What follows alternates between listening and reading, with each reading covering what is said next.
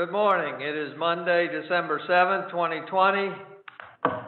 This is a virtual workshop meeting of the Commissioners of Rehoboth Beach. I'd like to call the meeting to order at 9:02 a.m.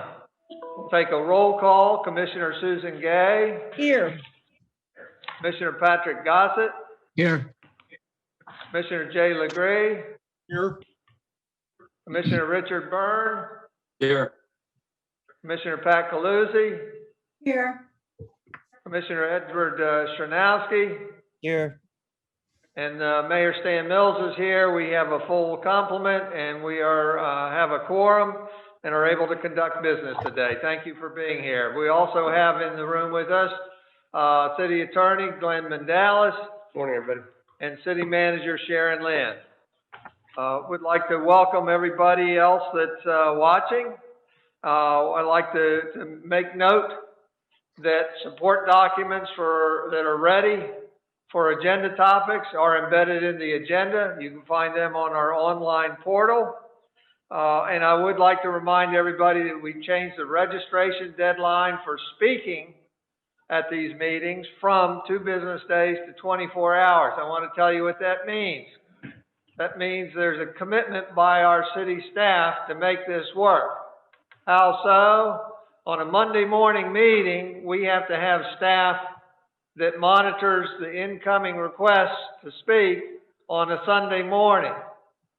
For our afternoon special meeting at 1:30, that means our city staff has to monitor those signing up to register on a Sunday afternoon. And that happens to be Ann Womack, our city secretary, and I want to personally thank her for devoting some of her weekend to registering people to be able to speak. Speaking of speakers, those that have signed up to speak during this meeting for the different topics are Carol Everhart of the Rehoboth Beach Dewey Beach Chamber of Commerce, Walter Brittingham, Jan Conacy, Dr. Michael Trejos, Captain Kent Buxton, and Mike Strange. Again, thank you. Who? And Bonnie Metz with AT&T is also signed up to be able to speak.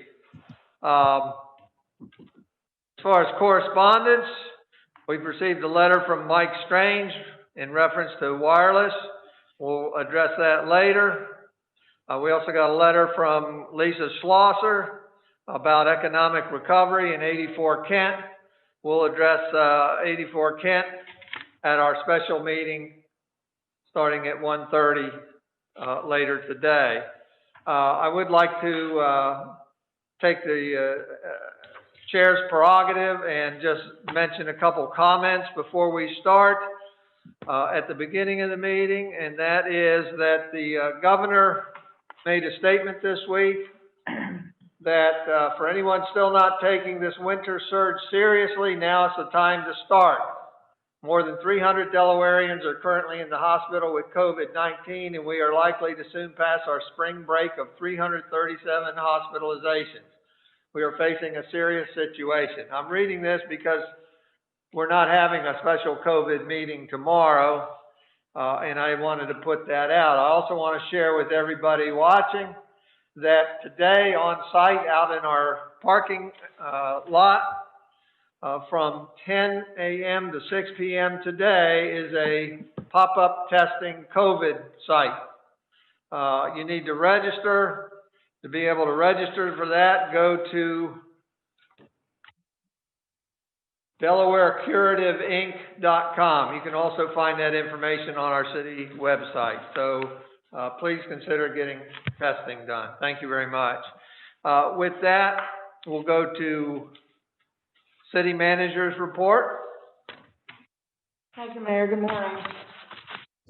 The Canal Dock final inspection is scheduled for this week, December 10th. The LRCIA has been invited to participate along with staff. This was postponed from December 3rd last week due to inclement weather. The holiday display is being set up today on the bandstand to celebrate our diverse community. The display will feature a nativity scene, a menorah, and a Kwanzaa symbol. As well as As well as other Frosty the Snowman. other niceties, including Frosty the snowman, and some reindeer. The citywide paving program, which is in the budget each year, the milling began last week for the annual paving program. Paving also began last Friday and will take place over the next several weeks, depending on the weather. The work locations, again, are Sussex Street from Columbia Avenue to 5th Street, Lake Avenue from 2nd Street to Surf Avenue, Stokely Street from Hickman Street to Scarborough Avenue, and Scarborough Avenue from Christian Street to Lake Drive. DBF, Davis, Bowen, and Friedel, happy to announce, received recently the Architect Institute of America Chesapeake Bay Award for the design of Rehoboth Beach City Hall, for the design of this building. So with the assistance of past and present mayors, Sam Cooper and Stan Mills, and a task force of commissioners and concerned citizens, the design team was able to assemble a cohesive design that integrated all 4 city buildings into one central location, while incorporating the building features similar to the existing street facade. The design enhances continuity along Rehoboth Avenue's historic streetscape. And I congratulate DBF on a well-earned and deserved award. Just a reminder, the city will be accepting toy donations through December 22nd for Toys for Tots program. The collection boxes are located in the police department. New and unwrapped toys are accepted. Thank you, Mayor. Thank you, Sharon. Any questions for the city manager? I have one. If not, Jay Legree, Commissioner Legree. I've been asked by several people about the progress of the safety crosswalk signs and how are we coming on that. My answer was it's in the works, but I would like to have an update if possible. Yes, Commissioner Legree, most of the items have been shipped and have been received by the city, with the exception of the poles for the signs. So we're waiting on that, and as soon as that happens, they'll be installed. Commissioner Gay? Yeah, I just have a question. I've had several people ask me about the Del Dot signs that used to be both on State Road and down at Lake about mask wearing. And I understand that Del Dot owns them. I understand they may have needed signage in other places, but several people have asked, and I guess I just wonder, given what the mayor just said about conditions worsening, if there's any plans to bring those back, because you'd think everybody would get the message by now, but maybe it sends the message that we've changed our policy or something. So what's happening with those? So we have had borrowed, Del Dot was kind enough to lend the city 3 signs. The one sign remaining at Route 1A coming into the city is there. The other 2 signs, one is out for repairs, and one was removed by Del Dot because of the time of the season, and they needed it in other locations. They will be returning just as soon as Del Dot repairs the one and frees up the other one. Okay, so they are coming back. Yes. Okay, great. Thank you. Again, because there's no COVID meeting tomorrow, I'd like to take a little liberty. Chief, you gave city manager and myself a report on some observations, just real quick. We don't need the whole report, but if you could articulate what your observations were and your men's observations were, the officers over the weekend as far as compliance. Yes, Mayor. Thank you. This past weekend, through a COVID grant, I had officers out on patrol on the boardwalk and the first 2 blocks of the avenue, handing out masks when applicable. I will sit there and say we were really pleased, reported by all 3 of the officers that were out there this weekend at different times, morning and afternoon, right into early evening hours. And we're looking at about 95% compliance rate. like at one point, we took those kind of pedestrians we contacted in an hour was 486, and only 12 were not wearing a mask properly or not at all. So, but we didn't have to hand out any citations because they had their mask on them, they were just not wearing it properly. And walking into businesses, I'm really pleased with what I'm seeing in our businesses downtown. They have the shields up. Most of the businesses, when you walk in, have hand sanitizer. So I really think Rehoboth Beach, we should be proud of what we're doing. We are getting the message out there. We will continue to do the foot patrol by hand out masks. But truly, just a few masks were handed out with individuals that didn't have it at all. But most, like I said, it's education about wearing it properly, pulling it up over your mouth and nose. And we didn't have any argument back with us. People were complying and glad to see us out there. Thank you, Chief. Commissioner Gates, I agree with you. I'd like to see those signs back. However, it's fulfilling to know that compliance rate is very high with mask wearing. Thank you very much. Thank you. With that, we'll go to the city solicitor's report. Thank you, Mayor. Just wanted to mention that, as the commissioners know, there's a lawsuit involving the Knights of Columbus and the city of Rehoboth Beach over the placement of a creche at the bandstand. Currently pending is a preliminary injunction motion, which would, if the Knights of Columbus were successful, it would then require that the city allow the placement of the creche. As you know, the city's already adopted a policy as to displays, and the city's holiday display is currently being erected. But so you all are aware, there is a hearing tomorrow morning in federal district court on the preliminary injunction motion. So the entire motion has been, all the briefing is in. Now the judge is going to hear argument from both sides, and I anticipate that because we're so far into the holiday season that the court will make a decision relatively quickly, could be, within days. But I'll let everybody know as soon as we get that decision down. But that hearing's at 9 a.m. tomorrow morning. It's federal district court. It is a virtual hearing, and I'll have to check the rules. I think clients are allowed to be on. It's not something that's publicly available to everyone, but I may be able to get a link if any of you are interested in personally viewing it. That's all I have, Mayor. Thank you. Any questions for the city solicitor? If not, we'll go on to the next item of old business. A, discuss the status of the development of a draft ordinance amending Chapter 270 zoning of the city code, specific to clarify what areas are to be included and excluded from gross floor area. This topic may include discussion of other zoning code topics relating to gross floor area, including floor area ratio. As you know, this topic's been going on, I'm going to guess almost a year, possibly. What I'd like to do is get a status report, and I'd like to offer a timeline to commit to getting this done this first of next year. I know that I believe for this one we've had Commissioners Gay and Commissioner Gossett working with Building and Licensing and Glenn. However, Glenn, I'm going to let you do the status update if you would, please. Thanks, Mayor. Happy to do so. So we met, when I say we, it was myself,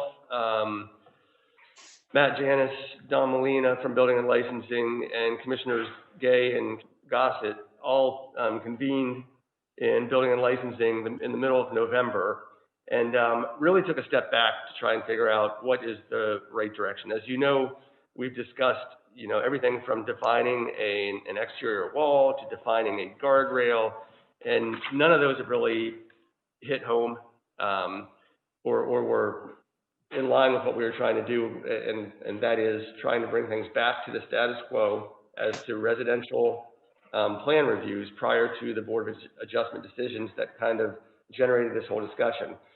So we met in the middle of November. The commissioners had done some thoughtful work leading into that meeting, and they had some sample ordinances from other jurisdictions. One of them particularly looked like it could work for our scenario. So that meeting evolved into discussing what sorts of things should and should not be included in gross floor area for residential purposes. I had to unfortunately leave that meeting a little bit early, so the commissioners and building and licensing stayed and worked together to develop that list of things that are specifically included and excluded from gross floor area. Commissioner Gay, about a week ago, she and Commissioner Gossett have been working together, and she now has put together a comprehensive list of those exclusions and inclusions. So the next step, I think, is for us all to reconvene again, ensure that building and licensing agree that these sorts of exclusions and inclusions would be the right path forward to bring things back to the status quo. Once that happens, we would be able to put it in ordinance form, or at least bring that that listing or that general concept to the commissioners to see if it's endorsed by the commissioners so that it can be put in the ordinance form. Commissioners, did I miss anything? Oh, that's right. I mean, that's a very good summary of it. The only thing I would add is that it was just so difficult to come up with a definition that encompassed everything. That the sample ordinance, some of the other ordinances we looked at had, in addition to definition of gross floor area, which was very similar to what we already have in our code, they had a statement of the following are also included in gross floor area, and basically a list of all the elements that are included. And it seems very straightforward and unambiguous to do it that way. So that's the sort of style we adopted. Well, and my understanding is, the topic of commercial came up, but we're deferring that until after this is resolved. Is that correct? That's the way the discussion has gone. I think this is purely related to residential. Right. And I accept that, and that is my desire too, to keep commercial separate so we can get this going. I'd like to offer a time frame because I'd like to get this done and several other things done and off our plate and prioritize them. I'd like to suggest that that we have this finalized for the January workshop. That means we have about 3 weeks to finalize it and present it as final amendments at the January workshop with updated illustrations if needed. And then we go to the January regular meeting if we're okay, and offer a resolution to go to public hearing, and then February regular meeting conduct the public hearing. Again, that is all dependent upon us liking the final version. Can we commit to 3 weeks in getting this done?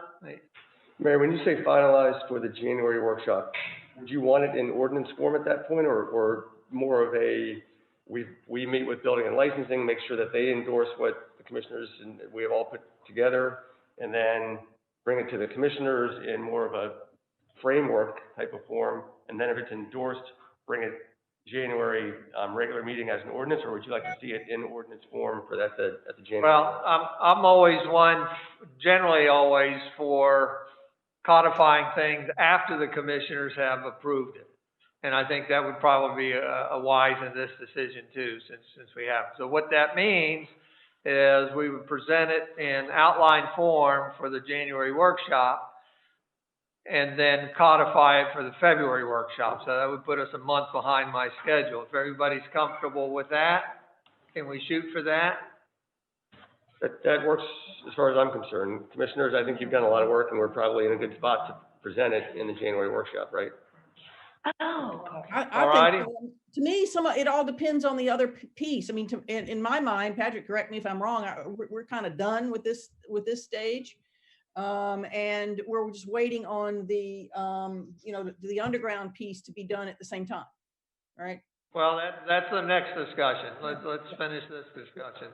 But as far as I know, I'm done with it for now. Yeah, I would agree with regards to the specifics of this topic in residential with gross floor area, but it is a parallel with the underground parking, which is still to be discussed, and some options out there that we will look at either today or in the immediate future. All right. So it sounds like, Glenn, it's in your hands in building and licensing. So if we can, I would like a commitment to get those final amendments, if you will, available to us in 3 weeks so that it's ready about the time that the January workshop agenda is posted. Yep. Any other questions? If not, thank you very much. We have a path forward with that and a timeline. Item B of old business, discuss the status of a draft ordinance amending chapter 270 zoning of city code specific to changing the definition of gross floor area and adding a definition of underground parking area in 270-4. Definitions by addressing underground parking. This topic may include discussion of other zoning code sections, including 270-21 relating to floor area ratio and 270-30 relating to parking spaces. I apologize, I forgot to offer speakers the opportunity to speak on old business. I will do that at the end of this topic, and you'll be able to speak on both issues if you like. But let's start with a status update on this. Glenn? So this one, Mayor, the last thing that happened was there was a discussion during a meeting, I'm not even sure which one it was now, some time ago. Commissioner Gossett and I had worked on a couple of things, not in my mind very significant. Those are items that I think are pretty much resolved, sort of definitional things, and whether a heading should use the word area or just underground parking. The bigger issue on this one, I think, is the items related to FEMA and the discussion that's going on between Dennis Jenny and Dr. Trejos about how it should be amended. And I saw a lengthy email from Dr. Trejos between him and Dennis, going back and forth. So I really, I'm hoping that they can come to some agreement as to what is an appropriate amendment as to the FEMA portion of this. It's just not an area where I've got the expertise, and I think the two of them are very knowledgeable, and hopefully they'll be able to come to a conclusion that we can insert. But that's, in my view, that's where it's sitting right now. It's getting the FEMA portion of this ordinance worked out. Any questions by the commissioners? I'd just like to say, I'd like to advance this. I think at some point or another, the conversation with Dr. Trejos is fine, but at some point, I think the city manager and building and licensing have to say, hey, this is what we're doing. This is what we're presenting to the commissioners so that we can get it advanced. Because I would like it to follow the same time frame as the one above, if possible, which means we've got 3 weeks to try to finalize that in outline form, to present it to the commissioners on the January workshop. And again, we'll follow that same time frame as the other zoning topic to codify it for the February workshop, review it, the February regular meeting, consider adopting a resolution to go to public hearing, and then at the March regular meeting, conduct a public hearing on that. Hopefully we'll be done in March. Does that sound like an okay time frame? It does. I mean, as long as Dennis thinks that works. I mean, my view is that Dennis Jenny is the city's expert in this area. So, and while I think that Dr. Trejos is very thoughtful and has a lot of expertise in this area, ultimately I'm going to rely upon whatever Mr. Jenny provides as final language. So if that timeline works for him, I can certainly get it in ordinance form. Right. The timeline that you. All right. Thank you very much. Any commissioner comments? If not, I would like to go to the public at this point. Then again, I apologize. So you'd be able to speak on old business A and B, which are both the zoning topics we just discussed. Carol Everhart, do you have any comments?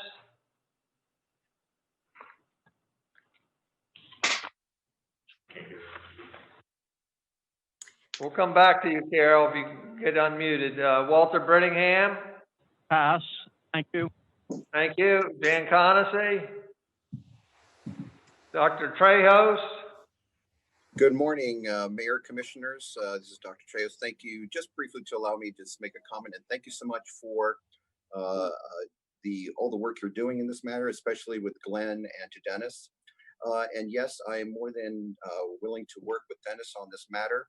Additionally, I noticed that Michael Strange of the Planning Commission is also in attendance here at this meeting today. I think it would also be potentially beneficial if Michael Strange could also be brought into this matter, as he has extensive experience in these type of matters too. It's just food for thought. And again, thank you, and no other comments. Thank you very much, Dr. Trejos. Captain Buxton? Yes, sir. Can you hear me, Mr. Mayor? Yes, we can. Thank you. Mr. Mayor? Any comments on the two zoning topics? No, sir. All righty, we'll get back to you for the next topic. Thank you, Captain. Mike Strange? I have no comment on this topic at this time. All right, thank you, Mr. Strange. And we have Bonnie Metz. I assume, Bonnie, you want to wait for the wireless topic? Yes, I have no comments on this. Thank you very much. Any further comments from the commissioners? If not, we've got our marching orders and our timeline. I thank you very much. The next item of business is C, discuss program for wireless communications facilities, possible amendments of the zoning code relative to final recommendations being presented by the city manager. You'll notice support documents embedded in the agenda available on the legislative portal online. Are the city manager's recommended actions regarding 5G wireless and planning commission recommendations also. Also make note that Mr. Strange provided some correspondence that's pretty self-explanatory. So when we get to him for public comments, I'm hoping not for repetition, Mike, but any new critiques would be wonderful. At this point, turn it over to the city manager and Glenn Mandalis. Thank you, Mayor. As you said, this is a continual recap of the document dated November 6, 2020, the city manager's recommended actions in response to the Rehoboth Beach Environment Committee's proposal for recommendations for the wireless communications facilities ordinance. And then another document generated November 13, 2020, with two recommendations from the Planning Commission.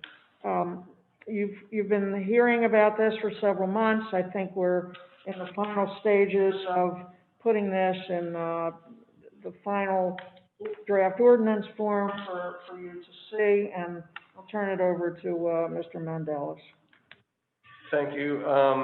So what I wanted to do, if we could, is briefly go through the recommendations in which the city manager has recommended a change to the ordinance be made, and where the Planning Commission has recommended a change. After that discussion, if the commissioners are all in agreement with the proposed changes, the next step would be to put them into ordinance form and bring them back to you and schedule a public hearing. So I won't go through all of the recommendations. Again, I'm just going to address the ones that the city manager has recommended amendments. So the first of those would be on the first page of the November 6th document, which is the city manager's recommendations.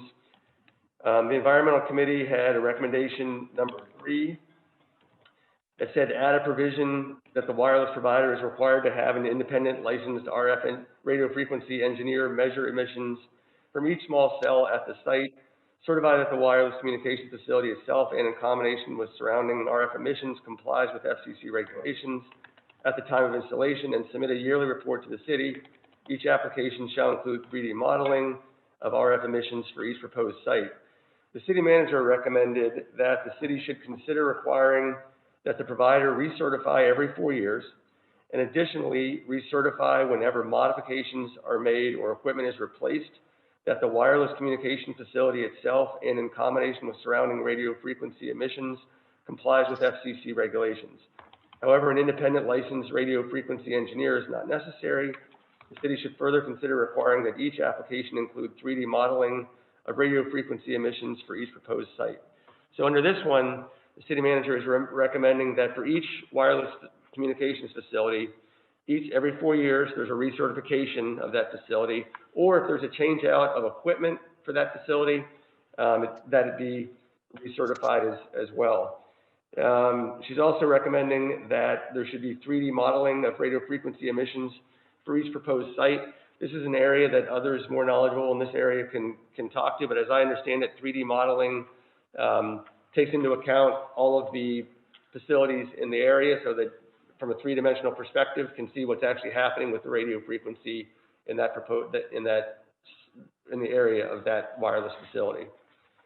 So that's the first recommendation that the city manager made. So can we offer the commissioners time to comment on each one? Great, yes. So what I'm hearing about this one is basically the city manager is making 3 additional recommendations to adhere to. That's right. Any commissioner comments? Commissioner Legree, specific to EC recommendation 3 and the city manager's recommended response? Speak or unmute yourself. Got it. Glenn, does that include a recertification when another company attaches to that utility pole and changes the 3D modeling? I don't think that the original, under this proposal, I don't think that the original owner of the facility would need to recertify at that point. I think that the 3D modeling would come from the new attachment. So that 3D modeling should indicate what's going on in that area. So I wouldn't expect both of them to do 3D modeling at that point. Does the ordinance include that direction? That's a question for all of you. You know, I think that, you know, part of this drafting exercise is going to require me to take a look at all of those issues. But there is no draft ordinance now, so there's just a recommendation. If you think that it's appropriate that the original facility be 3D modeled, we can draft it in the ordinance. Of course I do. When another company attaches to that utility pole, and I pray that that's what's going to happen on the boardwalk when other companies want to use those antennas, I would hope that we would recertify the modeling and the frequency emissions. And yeah, it should be at the expense of the company that adds the antenna. So, if possible, figure out some way to include that. Every time the frequency emission changes, whoever's responsible for that should recertify and allow us to be satisfied that it's meeting requirements. Thank you. So I misunderstood. I think what you're saying is that the new attachment, that utility provider would need to do 3D modeling to ensure that nothing has changed and the radio frequencies still are compliant with FCC regulations. But the first attachment, they wouldn't have to recertify that one, right? Just one set of 3D modeling. Yeah, precisely. If we could include that as such in our ordinance, I would like to see that happen. Yes, agreed. That's the way I intended it. So yes. Thank you. Commissioner Gossett? Yes, and these to be considered questions. I would like to know who is responsible to oversee that these inspections are done every 4 years. Who's the responsible party? Who pays for that recertification? And also, does this apply retroactively to existing installations in the city? So I would say that the carrier would be responsible for submitting that to the city, and between the Building and Licensing Department and the Director of Public Works, that would be checked and certified. And the payment for the actual certification? Well, that would be part of the process. We would have a checklist for that. Right. But it would be the utility provider would be responsible for the expense, yeah. And that would be reflected in the ordinance? Yes. Okay. And would that apply to existing installations currently or just future installations? That's a question that I'm going to have to look into. I seem to recall some case law that says these sort of retroactive applications are appropriate in connection with wireless communications facilities, but I'll check into it. If it's something that we can apply to existing facilities? From your question, I presume you would like it to be applied to those. Well, it would seem to me that either, yes, that I would like to see that, but as they upgrade those installations, that may cover it in what we've just discussed here. But I just don't want any open existing sites not to have a certification or a baseline to start with. Okay. Commissioner Byrne? Yeah, good morning. Thank you, Mayor. A couple of quick comments. One is that I support Commissioner Legree's comments. I think that's the direction that we absolutely have to go on this. And secondly, as a spokesperson for the Environmental Committee, I want you all to know two things. One is that they're very supportive of the city manager's recommended action on this item we're currently discussing. And particularly in the spirit of transparency, public awareness, and public safety, they are really pleased that the city manager and the entire team, including Glenn and the Cohen Group and so on, have taken seriously all of these recommendations and have put this kind of time into it. So thank you very much. Thank you, Dick.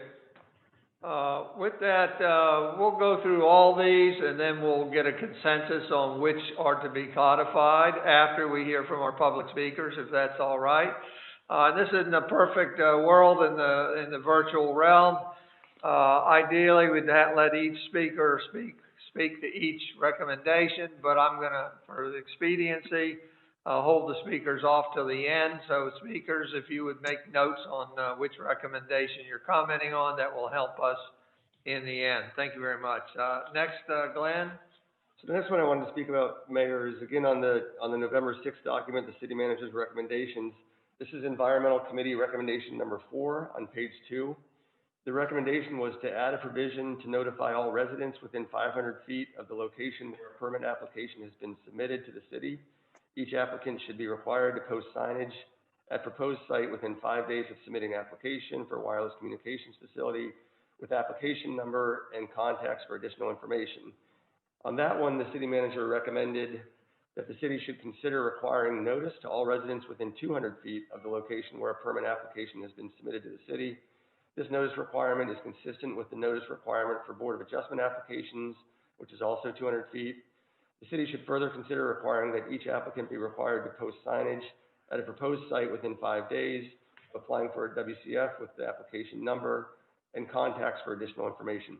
So the recommendation is consistent with the Environmental Committee's recommendation, except that rather than notifying residents within 500 feet, it's a 200-foot notification area, which is consistent with adjustment notice provisions. I have a question. The very last 4 words, it says, and contacts for additional information. Is that intended to be the city contact, or is that intended to be the wireless facilitator? I expect it to be a city contact, just because we'll have the application, and to the extent if somebody would like to review the application, they'd be doing it through the city. Okay, I'm a broken record. My only heartburn over this is that there's not much that can be done by the city, and I hate to put this burden on the city, but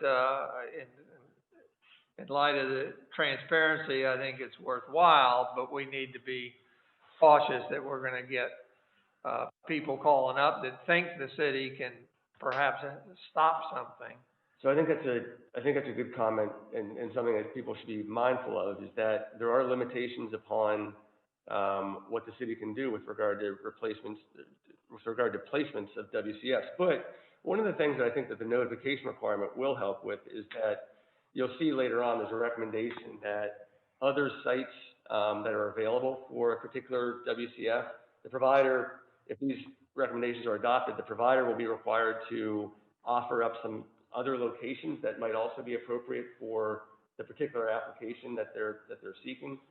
And it might alert members of the public to take a look at those other areas, and they might be able to help inform the city as to whether there is another location that works for the provider and is also better for the city. So I can see some benefits to this, but I think you're right, Mayor, that everybody needs to remember the idea of actually stopping an installation is not likely under this notice provision. It's more about providing information to the public. Commissioner Legree.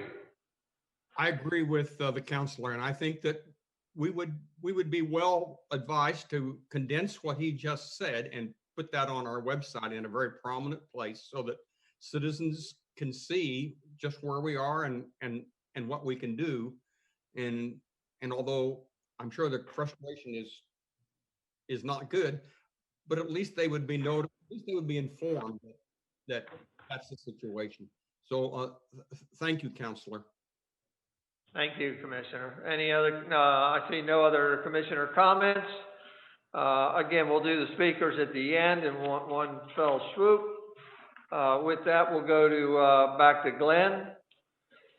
So this one is right below the one we just went over. Again, on page 2 of the November 6th document, this is Environmental Committee Recommendation number 5. The Environment Committee's recommendation was that all applications should immediately be posted to the city website. Property owners shall be provided with opportunity to present written comments on any application, and such input will be evaluated by the city as part of the application review process. The city manager recommended that the city should consider posting all applications to the city's website and should consider providing an opportunity for the public to provide written comments. And then here she makes the comment that we were just discussing. However, in doing so, the commissioners should be mindful that the denial of an application based upon health effects where the application meets FCC criteria is legally unsustainable. So again, the city manager's recommendation is consistent with the Environment Committee's recommendation to post to the website and provide an opportunity for public comment, with the caveat that actually denying the application is not likely. It's more about a matter of public information and sort of the city receiving information back that might be useful to the review process. For this, I believe all the comments that Commissioner Legree, myself, and Glenn made on the last topic are applicable. Again, the recommendation that such input will be evaluated by the city as part of the application review process. Again, I don't want to get the word out there or let people believe that that we can manipulate the outcome based on their comments. Right. Agreed. Just such a limiting field in what we can do. Commissioner Legree. We can also, what I'd like to see done, we can also tell our folks when the application is complete and when we're waiting for more information, but most importantly, when the shot clock starts, so that our citizens can know what the application process is going through, because we don't have a lot of latitude on that. Thank you. Thank you.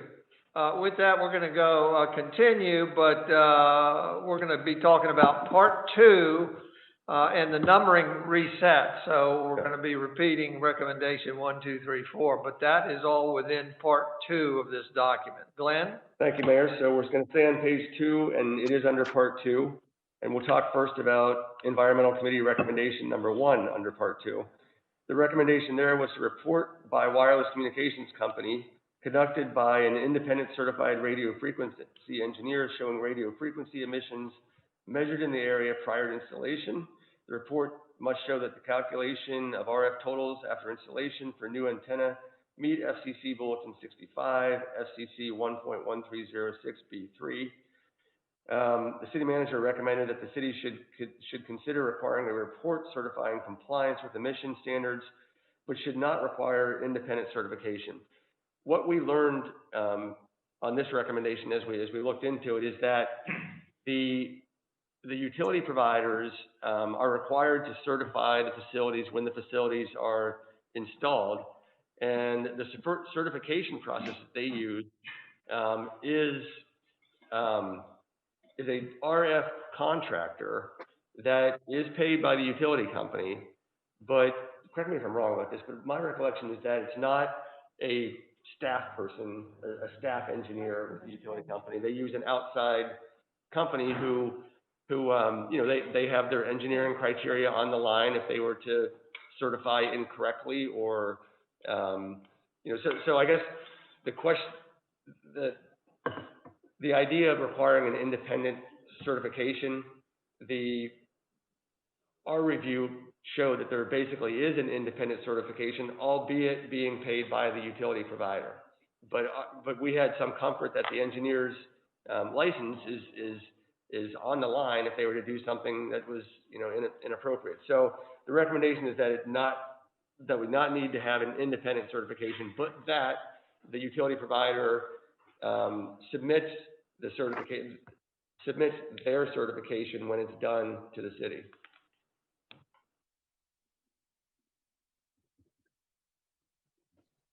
Questions on that one? Any questions by the commissioners? If not, we'll go on the next recommendation. Glenn? So the bottom of page 2 is environmental committee recommendation number 2 under part 2. It says the quantity, type, and orientation of antenna planned for the WCF, including the maximum total planned at complete build out. City manager recommended that the city should consider posting all applications to the city website and should consider requiring the applicant to submit all antennas currently identified for deployment in the city. Requiring a complete build-out plan is impractical as deployments typically vary with demand and are not always part of a larger deployment plan, as with wireline infrastructure. So the issue with this one is that, I guess if you're planning, you know, the electrical grid for the city, that can be something that's, you know, a pretty comprehensive plan is done. But as the wireless needs evolve, more applications are made for additional placements, and the provider doesn't typically have an overall comprehensive, once we install this, we're done type of plan. But the Planning Commission recommended on this one, so if you go to the second document, that's the Planning Commission's November 13 document. The Planning Commission recommended that, so they say the Planning Commission understands that wireless technology is evolving and that the build out need will evolve over time. However, the Planning Commission would like the wireless utility to provide a map of the installment locations presently planned. The plan will be held as confidential proprietary information. And in discussions with the city manager, she agrees that what is currently planned, the city should have that plan and be able to, you know, also plan for what is coming. So, so this would not be a plan that is the be all end all, but it would be whatever the provider currently has in their planning development should be provided to the city. Any questions by the commissioner? Thank you, Glenn. We'll move on to the next one. Okay. So the next one is on page 3 of the November 6th document, Environmental Committee Recommendation number 3. A new wireless communication facility co-located with an existing WCF on a single structure could potentially cause human exposure to levels of RF in excess of the limits of the FCC regulation. Provide a report showing total RF levels of co-located antenna. The city manager recommended that the city should consider requiring a report detailing the cumulative emissions levels of all antennas at the site. So the city manager's recommendation is in line with the Environment Committee's recommendation on that item. Any questions? Any questions for the? Yeah, Thank you. I'm sorry, a quick question there. So what happens if that report comes back that that installation has exceeded the requirements? Is there application or what is the next step for the city or the utility? Well, I think that we require immediately that the facility be disabled. But I think that the provider would probably, before submitting the report to us, would probably take that action to disable it. But we can include within the ordinance that should anything exceed, just to make clear that if should anything exceed the FCC guidelines that that facility shall be immediately disabled. Okay, I think that would be a good measure. And just to also, I don't know if it's stipulated or not, but current FCC regulations, because they are constantly changing. So just that phrase, current FCC. Yep. Got it. Thanks. Thank you. Commissioner Sarnowski? Sure, Glenn, I just want to be clear, this is, we're talking about this being an added, there being an existing antenna and one's being added that could make it go over. So the existing antenna would be able to stay, and then it's just the one that's been added that has done a recertification of the levels, that one would have to be disabled. That's right. Okay, and we would make That's that clear in the ordinance that whichever provider is the, original one to put the antenna up would remain, and only the new one that's recertifying the levels would be removed. Yes, that's right. Yep. I've taken a note. We'll get that in the ordinance. If there's no further commissioner questions, we'll go to the next recommendation. Glenn? So now to the bottom of page 3 on the November 6th document. This is Environmental Committee Recommendation number 6. It says report by Delmarva Power certifying that the pole is structurally sufficient and can accommodate wireless communications facilities and supporting equipment. The city manager said, I note that this recommendation is adequately covered by the response to recommendation number 5 above, and therefore no additional action is needed. The one above was a question about whether the pole can withstand hurricane force winds, floods, and lightning strike. On that one, the city manager said, I note that the ordinance currently requires that all WCFs be built to withstand wind gusts and ice in accordance with applicable industry standards. So I do not recommend that the city impose a requirement that WCFs be built to withstand hurricane force winds and other natural disasters, as there is no feasible way of certifying this. I'm trying to remember the discussion we had on that one, but I think that building and licensing said that the structures currently The ones that are presently constructed. Yeah, I just don't recall why they said hurricane standard was a little bit higher than. I guess what they said is there's no feasible way of certifying what a hurricane force wind would do. So they're already built to wind gust standards and ice. So they thought that was sufficient, my recollection. Any questions on that? Commissioner LeGray? Glenn, correct me if I'm wrong, but don't these telecommunications companies have to negotiate with Delmarva Power before they're allowed to utilize the power to run these antennas and the utility poles to locate the antennas? How does that what goes on between Delmarva Power and say AT&T? Do they pay a rental to attach to that pole? What happens? So the providers that are on today will probably be able to talk maybe a little bit more intelligently about this. My understanding is that the utility providers, Delmarva Power, will have oftentimes a pole attachment agreement with the wireless communications provider. So there is a fee that's paid. As I understand it, the FCC regs do require that there be a discussion between the utility companies if there's a possibility of a co-located attachment. So one of the things that we have noticed through our application process is that we asked for that level of effort on the backside. We're changing that process now so that when an application comes in, part of that application, part of the materials of that application, there's a requirement to show any effort that's been made to work with Delmarva Power, for example, if there is a pole in that location, so that there can be a co-location.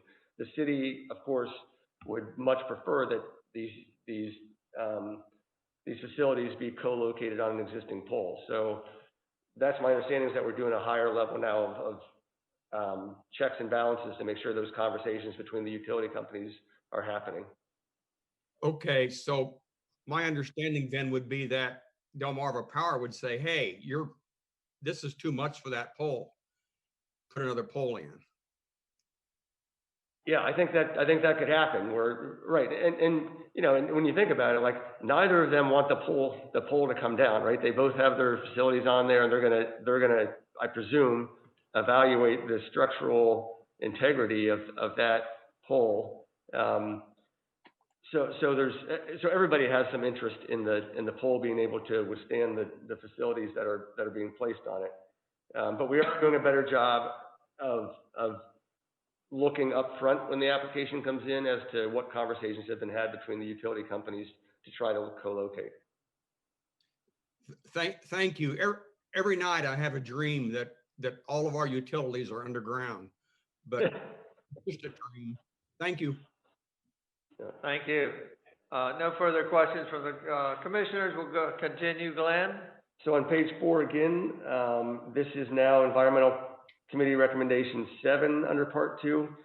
The recommendation is that drawings to scale showing all structures, residential dwellings, essential utilities in the fall line of the proposed WCF.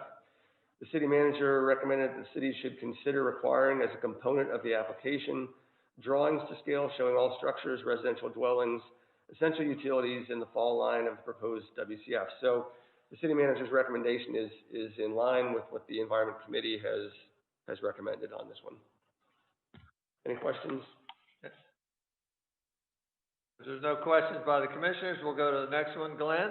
The final one is Environmental Committee Recommendation number 9, which the city manager originally recommended no action, but the Planning Commission followed up on that one. So the Environment Committee recommended a listing of other feasible alternative site locations and complete description of why the proposed site is the best site when compared to each of the other alternative sites. The Planning Commission recommended, and this is now in the November 13, 2020 document, Planning Commission recommended that for each proposed installation, the wireless utility should provide other feasible locations within a 100-foot radius, so the city will have an opportunity to elect a more desirable location if one exists. So that discussion was, you know, basically the Environment Committee recommendation was to provide all other locations, and we didn't know how wide or broad that might be. So the Planning Commission recommended a 100-foot radius of the location that was originally selected by the wireless communication provider. And then if there's a location within that 100-foot radius that works for the wireless provider and maybe is better suited to the city could elect that alternative location. And the city manager is in agreement with the Planning Commission's recommendation. Okay. So that is all of the, I'm sorry, we didn't have a comment on that one, but that's the entire list of changes. No, that's fine. I appreciate it. And as far as the Planning Commission's recommendations, obviously recommendation 2, their first recommendation referencing recommendation 2 is not being adhered to, but their second recommendation is, as you just articulated. No, I'm sorry, Mayor. The first one is being adhered to, and the second one as well. Their first one is that they would like to see a plan for whatever the utility provider currently has on its books, its plans for installation. We would like that complete plan, recognizing that the plan can evolve over time as wireless needs evolve as well. The city manager in her original response said, basically, these plans evolve. They're not like hardwired utility systems that you can lay out an entire plan. So her response was that the plan isn't available, so you can't require it of them. The Planning Commission dialed it back some and said, well, whatever is on their books, we should be able to have that submitted to us. And the city manager agrees with that approach. That's where the language currently identified comes in. Okay, very good. Any commissioners have any further comments? Commissioner Legree? I want to thank the Planning Commission for some really good suggestions in I think number 9, which is alternate locations, is the very best one of our proposed amendments. Thanks, Planning Commission. Thank you, Mayor. Thank you very much. Commissioner Gossett? Yes, our current code refers to non-tower WCFs. So this is additional, will fill into that area. But does this also apply to permanent and, if you will, mobile applications? I know in the past years, we have had trailers, and I believe it's referred to as a cow, brought into town for supplemental cell service and what have you. Do these apply, what we're talking about today, does these apply to both those permanent installations and mobile or temporary installations? Yes, as to permanent installations. Mobile installations, I'm not sure what level will need mobile ones going forward as these are being deployed. The mobile installations, that's a good question, because the mobile installations are not anticipated under the ordinance currently. There's not a section that addresses mobile installations.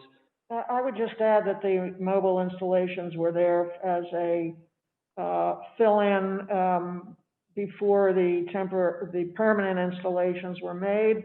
So I don't expect that they would be included. So I'm just curious, we define, or in our current code, we say non-tower. So non-tower is defined somewhere in the code, or that is a generally regarded term that is understood in the telecommunications community? I'm trying to say if that's non-tower, maybe mobile will fall into there, but just trying to cover bases if we think it through.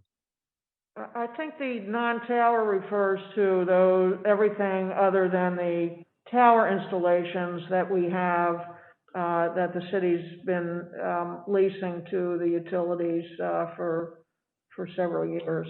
Right. So the old language, if you will, of a cell tower. Right. So it could be argued that whatever is not tower installed could fall under these regulations, including temporary or mobile structure or mobile facilities.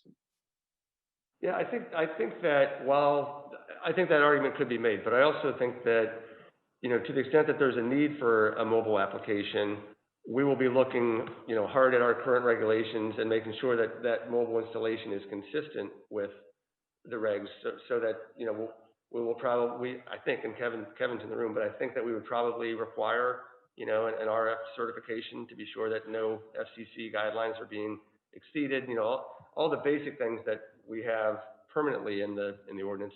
I think we'd be looking to all of those as guidance as to whether a mobile installation would be allowable or not. I mean, I think ultimately, if there's a mobile installation, it's going to need to follow the basic application process that's laid out in the code, simply because it's another installation, be it mobile or not. It's another communications facility that'll be in the city. All right, just a point of clarification for going forward. That's all. Thank you. Thank you very much. With that, there's no more commissioner comments at this time. I'd like to go to members of the public, see their comment. Thank you for your patience. Carol Everhart on the wireless topic. Any comments? Yes, Mayor and Commissioners. We had previously sent a correspondence to you supporting 5G, and that is basically at the request of both visitors and the business community. And with regard to the recommendation, the city manager's recommendations seem reasonable, and I see no reason to object. Very good. Thank you very much, Carol. Walter Brittingham. Good morning. Good morning. On page 8 of 40, Public Planning Commission recommended action discusses, however, the Planning Commission would like the wireless utility to provide a map.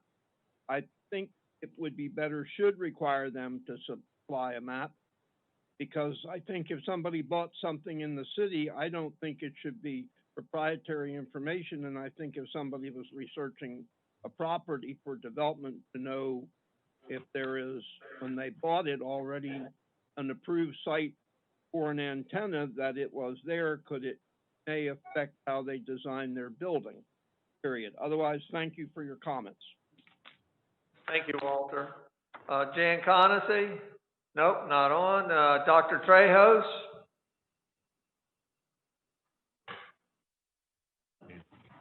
Not on. Captain Buxton? No comments. Anything Mayor. in reference to wireless? No, sir. I'm Shall sorry. I just hold you for comment on the charter change instead of calling on you? Yes, sir. Thank you. All right, thank you, Captain. Mike Strange? Yes, I do. I have several. And I'm sorry, Mike, let me just remind everybody that we did receive a letter. I believe it's embedded in the agenda. So you don't need to repeat everything, but anything new would be welcome. Right, I'm not going to repeat anything. It's all new. One, I'd like to respond to Commissioner Legree's question with regard to what are the rules with regard to the attachment on existing poles. And there's something which is called the OTMR, One Touch Make Ready regulations, which the FCC addressed in its report and order, but they've existed for many, many years. And I'm sure Ms. Metz is familiar with them as well. And that specifies everything that can go on the pole under 12 feet and goes into exhaustive detail. With regard to things that may occur on the pole higher than that, or even below that, the utilities have a checkoff list. Unfortunately, the checkoff list is not consistent across any of them, and it's very different. So if the pole is owned by, for example, in our case, by Delmarva Power, they have a 2-page selection rejection criteria for attachments, so that if Verizon or AT&T wanted to put something anywhere on that pole, they would have to meet all this criteria, and Delmarva Power sends out an inspector when they become aware of it, and they check off those things. I do not know if you have the rejection selection criteria in your possession, and if you did not get one from Delmarva Power, I'd be glad to submit it to Sharon Lynn so she has it. The other part of that is, and I think it's very concerning, is that the management in Rehoboth Beach, the mayor and the commissioners, you seem to be laboring under the effect that you have very little authority over this issue. And that's disturbing. The current proposal, which I've already indicated I'm in general agreement with, that has been proposed and was helped to be made by the Cohen Law Group, shows a very good understanding of wordsmithing to create the new regulations, but shows a severe lack of understanding of the physics of RF and the implications of that. Now, you shouldn't have to be experts in this field, and yet that's what you're trying to be in creating these regulations. And you don't seem to be taking into account the consideration of the comprehensive development plan, which expressly exists for the purposes of dealing with those things that we don't know now, and has failed to be applied appropriately with the current installations that have gone in. And so I find that very disconcerting. From that perspective, I agree with the current regs, but you have far more capability and authority than what you're permitting yourself to actually use. And I think that's because, to put it very bluntly, when you ask the fox how best to guard your chickens, you're not going to get the best information. And Verizon and AT&T have been doing things basically for their best interest. However, that's not necessarily in the city's best interest. So from that standpoint, and I will point out that I do hold an FCC certification, and I can certify and work on anything as long as it's not radar. However, from that standpoint, I would like to say I support what you're doing, and I agree generally, but I think you're operating under several misconceptions that can continue to be in effect. And the only thing I can do is give the best example is if you look at in Dewey Beach at the intersection of Route 1 and New Orleans Street, you will see a Verizon installation that was approved by DelDOT. And in theory, that installation should have, and I'll quote from the regulation under the state law, for the Advanced Wireless Information Act. It should have been objective, reasonable design standard that's stealth and concealment requirements. If you look at that facility to anybody, even if you don't know anything about wireless installations, there is no way that you will conclude that it is stealthy or concealed. And my concern is that we will not apply even the regulations we have and haven't so far, and we're in danger of destroying the very thing that constitutes Rehoboth Beach. Thank you. Thank you, Mike. Bonnie Metz with remind me who you're with. Verizon. Yes, Verizon. Verizon, yes. Thank you, Mayor. Yeah, Bonnie Metz with Verizon. The only comment that we wanted to make about the recommendations was on recommendation number 3 in part 1, which has to do with the 4-year recertification requirement. So I'm not aware of any other municipality, at least in the tri-state area, and I think beyond that, that requires a recertification after the installation is made. And generally it's unnecessary because RF remains constant until there's a change to that facility, a change in power by adding new antennas or radios, or as you've all discussed, another carrier that would want, to co-locate on that pole. So we're in agreement that, recertification is, we're happy to do that, if we're going to attach to another pole, or if we ourselves, as I believe in the recommendation, it says, make some change to those antennas and the power, we would do the recertification, anyway in those circumstances. And, I just wanted to reiterate that, we have to comply with the FCC's requirements. And, there was some discussion about, if somebody attached and, the RF was higher than it should be, it just wouldn't happen, because if the certifications are done, for the installation, so that wouldn't actually go up in the first place. But that was the only comment that we had. We don't believe that the 4-year requirement is necessary. But everything else, we have no objection to. So thank you. Thank you, Bonnie. Appreciate it. Any commissioner questions at this point? Further comments, Glenn or Sharon? Actually, Mayor, I do. I have a question and a Commissioner Gay? Yeah, question for Glenn too. Before I get to that, and I apologize in advance if this is already in our ordinance and I just missed it. We've had so many changes. But I noticed in the draft of the ordinance that Dewey is working on that they have a specific provision in their design standards that no street trees shall be removed for the installation of equipment. Do we have that in ours specifically? I don't recall. I don't recall. I think that's important. That one jumped right out at me, as you might imagine. So I think we ought to have that, and so that really goes into my general question for you, Glenn, and that is that I've noticed in recent weeks that both Lewis as well as Dewey are beginning to work on their ordinances, and I guess Lewis is maybe a little further along, and I thought maybe you would be familiar with that one. But I feel like, we're guinea pigs in a way, that we went first. And I just want to make sure we don't miss anything. And I guess I'm just wondering how, what we have or planning squares with what you're seeing happening in Lewis, and if there's anything we can pick up from any of these discussions as we go about finalizing ours. I guess what I can offer on that is that it's true that Rehoboth Beach is sort of the guinea pig. It did go first, and to some ways that's to your credit, because you were more ahead of the other municipalities. And quite frankly, the other municipalities are benefiting from what Rehoboth has seen and what Rehoboth has struggled with. There's been probably half a dozen times that I've been in conversations with Lewis that something's come up where they've asked the question that you just asked. Is there anything you're seeing that we should be included? And I will say, oh yeah, we just had this happen in Rehoboth Beach. Let me make sure you do this. So unfortunately, I don't have much to offer coming the other direction. It's you kind of paved the way, and others are benefiting from it.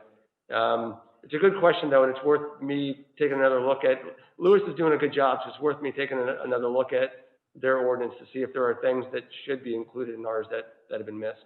Yeah, I mean, I guess I just feel like, that, where they say 2 or 3 heads are better than one. Well, in this case, 2 or 3 dozen heads are better than our dozen, So it just, all input is valuable if we're getting to a point where, and maybe going forward, if there needs to be a change a year down the road, we could do that. But before we finalize this, since we've been working on it so long, I guess I'd just like to see if there's anything that's come to light anywhere else that we have not considered, and especially that street trees one. Okay. Well, I do want to advance this, and I agree with you, Susan, but at some point we need to put it on the books. And then, of course, like any ordinance, we can revisit it with any frequency. I would like to go back to your question about the trees. I question, do we really need something in this ordinance, or does our tree code, as it is currently written, protect street trees? In other words, can utilities go in and cut down a tree without permission from the Parks and Shade Tree Commission? Well, if the tree is in public space, I don't know that requires a Park and Shade Tree Commission approval. Because if a homeowner wants to remove a tree to put a driveway in, right, then they, I believe, go in front of the Parks and Shade Tree Commission. But we don't need to answer that. But I think she has a good point that we need to be protective of our street trees. Thank you, Susan. Commissioner LeGree? I think we pretty much give Delmarva Power a carte blanche to do whatever they need to do in their rights of way with our trees. Gosh knows I could show some horrible photographs that we have. Then they just have to cut the trees to go through there. Do they? I don't think they have to have permits to alter trees in the rights of way, do they? I mean, I don't know of this happening. No, I think you're right about that. I think the general utility easements that most of the utility companies have would allow removal and trimming of trees without a separate application to the city. And I would think that we would have to make the same general stipulation for all companies that are or all telecommunication companies or power companies that are using our rights of way. So if a telecommunication company had cut a tree down to make access for their antennas, I'm guessing that they could do that. Thank you. You may be right. Let me look into what easements we have with them, or what's in the ordinance, or what may already be in the federal legislation concerning tree removal. And probably an easier way of approaching it is a telephone call to Dewey Beach and see what research they've done to be able to include that sort of a provision. So I'll look into that one. Thank you, Glenn. Thank you. And I mentioned my dream a minute ago, but I've already said that. Thank you very much. So, of course, the next step is to codify this so that we can bring it in front of the commissioners. This is in the zoning code, so I believe, Glenn, is that correct? That's right. We would need to adopt a resolution to go to public hearing, and then after the appropriate time, conduct a public hearing to be able to adopt the new changes. So, as we mentioned earlier, this is a package recommendation from the city manager with the recommended actions as noted and discussed.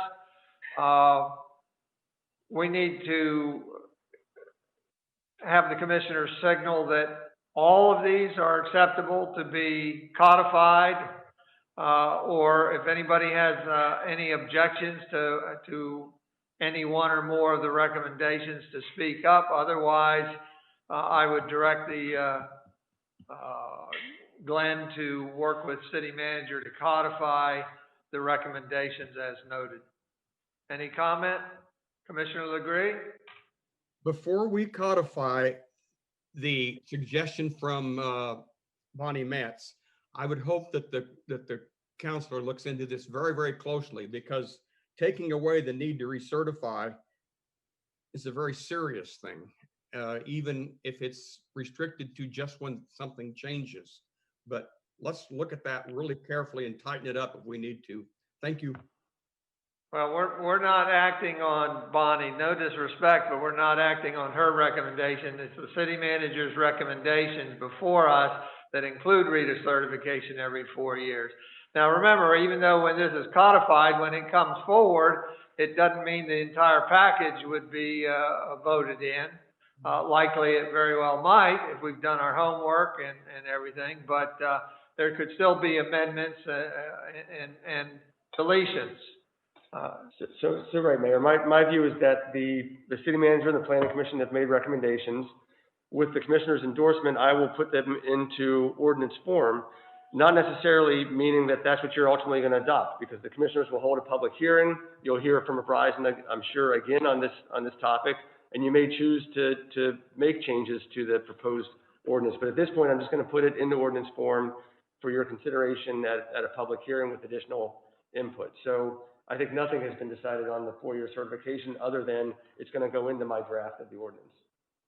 All right, so I see no more comments. If there's no objections, we're going to go that route and have the city solicitor codify the package of recommendations before us that was discussed today. Thank you very much. And thank you for the speakers for their input. With that, we're going to go to the next item of old business, D, discuss fats, oil, grease, and solid waste ordinance amendments related to continuation of stormwater analysis program focusing on Chapter 162, Food and Food Establishments, Sections 162-38 to Section 162-42, Grease Interceptors, and Chapter 227, Solid Waste, Sections 227-1 through 227-29, Refuse Containers, Rules and Regulations, Sidewalks and Boardwalk, Garbage and Refuse Collection, and Storage of Refuse. This was presented to us once before, or just once before it was introduced. It was introduced in outline form, not codified. So the next step would be to, I thought it could be ready, but it's not ready today, from my understanding. It still needs a little tweaking. It would then come to us in front of, in outline form for us to consider before we then have it codified. Is that the route you want to go? I think that's right, Mayor, and I'll take some of the responsibility for this not being ready this time. I didn't get comments back to Mr. Jenny until sometime last week, and it was probably the middle of the week last week, so he and I have not connected on my comments yet, so that's the next step, and we'll bring it back to you. All right. Any questions? So stay tuned. Thank you very much. The next item of business is discuss Katzenlinem Beach concession contract renewal. If you recall, Katzenlinem has had the contract for many, many years for the beach concession, which means they rent out beach chairs and umbrellas and run a little food shack up near Deauville Beach. We have seen this topic once before, it was introduced. There were some recommended changes, and in front of us in a support document embedded in the agenda is version 2 in a red line version. With that, I'll hand it over to City Manager. Thank you, Mayor. And absolutely correct. The first iteration, it was the agreement, past agreement was up for renewal, and the first iteration between Katzenlinem and the city was their request for a change of name to reflect the passing of Mr. Linem, and they requested a 6-year contract and an additional 1 year instead of a 5-year contract. That went to the commissioners, and the commissioners' comments included instead of a flat monetary increase each year, a percent increase. I presented that to Katzenlinem as a 2.5% increase, and in addition, adding under Section 8, no advertising on the shacks, no advertising of any kind and no signage on the shacks, an increase in liability insurance in section 11 and in section 16. That would clarify the rules and regulations, citing the proper section of the code, and additional monetary amounts for insurance for liability.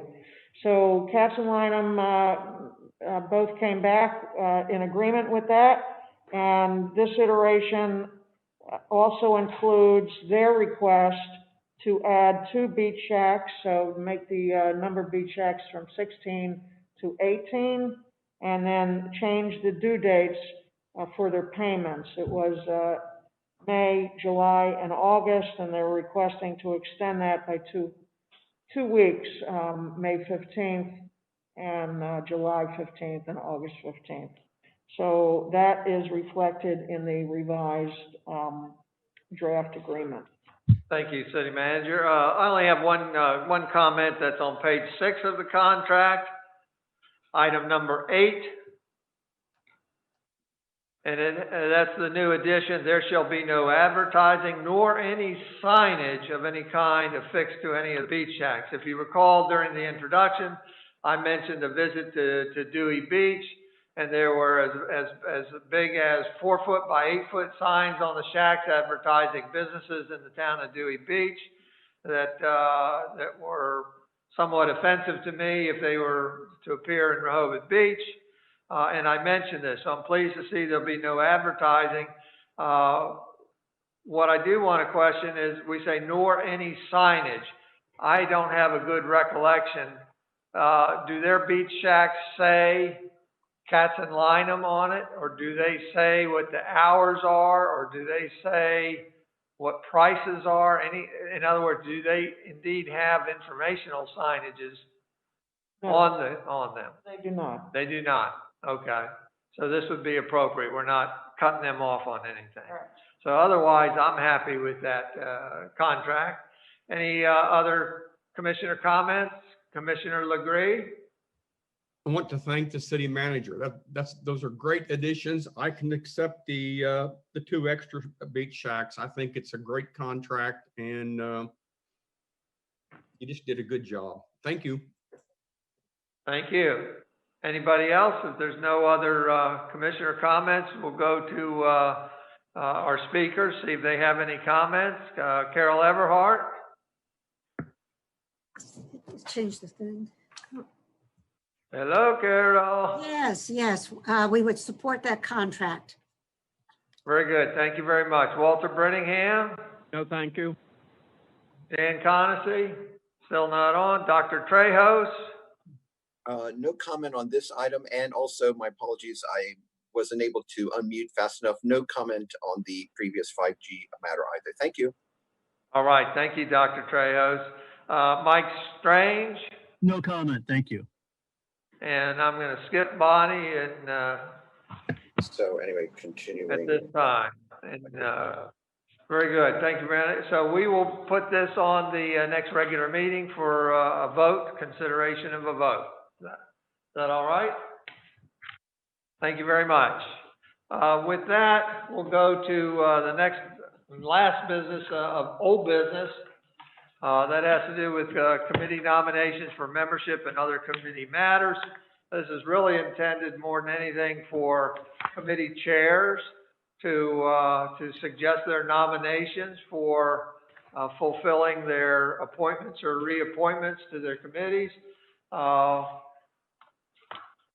Some of the committees we have, remember, we're talking about committees. The Board of Adjustment, the Parks and Shade Tree Commission and Planning Commission are all their own little entities, and they're taken care of. The Board of Elections, we take care of. I think they're full right now. We can reappoint them. The Animal Issues Committee we'll get to. The Audit Committee has 1 vacancy, and we want to get that filled. So I'll entertain recommendations from all the commissioners on that. And then I guess let's just go in order here, see if anybody has, any chairs have any comments they'd like to add about membership. Remember, one of the goals is to announce some names today or before a voting meeting, a sufficient time ahead of a voting meeting so that we can all have an understanding of who you want to appoint. And then we would have a voting meeting to appoint, vote on, and confirm those appointments. My first voting meeting anticipated would be at the December regular meeting. But again, we can do that in January if we need be. Commissioner Byrne is chair of the Animal Issues Committee. Do you have anything you'd like to offer? Yeah. A question first, Mayor, just to clarify what we're doing. So are we nominating members that have been serving in the past that have indicated an interest and that we support in going forward? Yes. All the committees, my understanding is all the committees are reappointed on an annual basis. And so, if you have anybody that's resigned or you have a vacancy to fill, now or at the next workshop would be the time to bring some names forward. And then at the regular meeting after the time that you nominate, then we would consider voting them in. So it's a little homework for the chairs to do. Is that clear enough? Yeah, I think so. So with the Animal Issues Committee, there are 4 individuals who are interested in continuing, who I support in continuing. One has resigned, retired.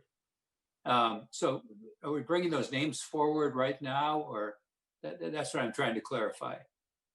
If you can, yes.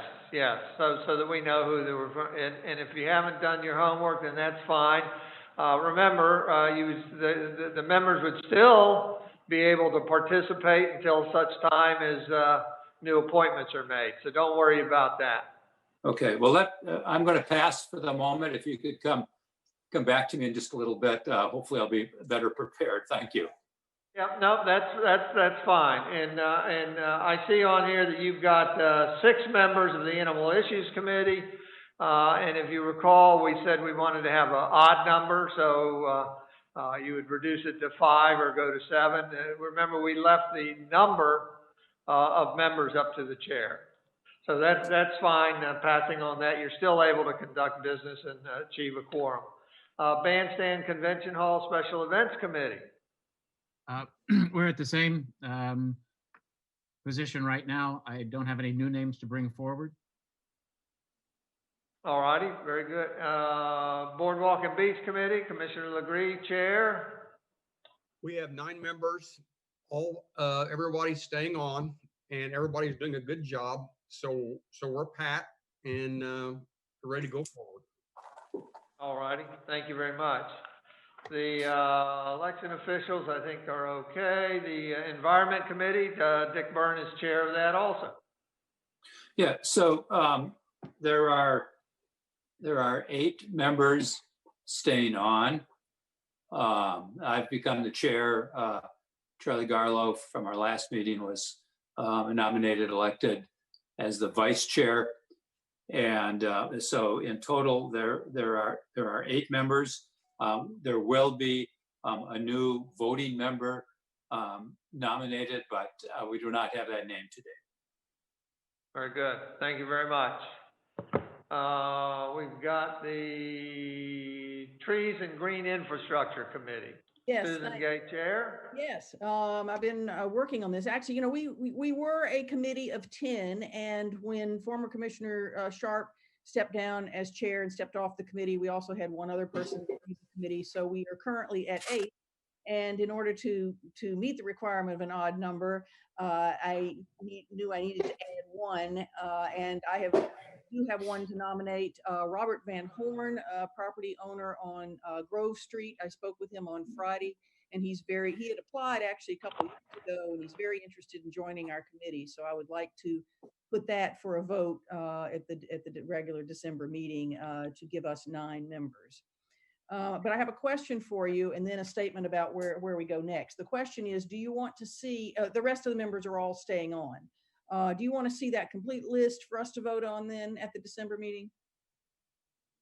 Yes, please. Okay, I will Yeah. do that. So we'll reappoint everybody as a group. Okay. And then the other thing I will just add to it is I would actually like to add 2 more so that we are a group of 11, just because we have a lot on our plate and there's a lot of interest. I'm going to be looking at some further applications. Anne has about 4 or 5 other applications for me to look at. So I won't have those for the December meeting because I didn't have them to announce today, but I could also envision adding a couple more possibly in the next month or 2. Thanks. That's fine. At your discretion, bring them forward when appropriate. Thank you very much, Commissioner Gay. We've got, I'm going to start with, let's see, Personnel Committee's fine, Streets and Transportation Committee, and then we'll segue into Parking Advisory Committee, or Task Force, I think it's called. Commissioner Caluzzi is chair of the Streets and Transportation Committee and also the Parking Task Force. Okay, thank you, Mayor. So I too have not done my homework. I have not yet had a meeting with the group. And one of the questions I have just in general, applications that are made to a specific committee, will Ann forward those to the committee chairs? I mean, I've not seen any of the applications. Can you give me some guidance? She has a big notebook. And I think her preference is that you go in and take a look at the notebook. They will even put tabs on the sheets if you tell them what committees you're looking for, because there's 100 and some applications received to date. So check with Ann and double check the procedures she'd like to use. Yeah, so I guess my question then is, if these are emailed to Ann, is there not a reason why they can't just be forwarded to the chair? And maybe Ann, you can answer that question. And we can ask her about that, yes. Okay. Thank you. And that would be for the task force, for the Streets and Transportation Committee, and that would all be fine, Pat. Thank you very much.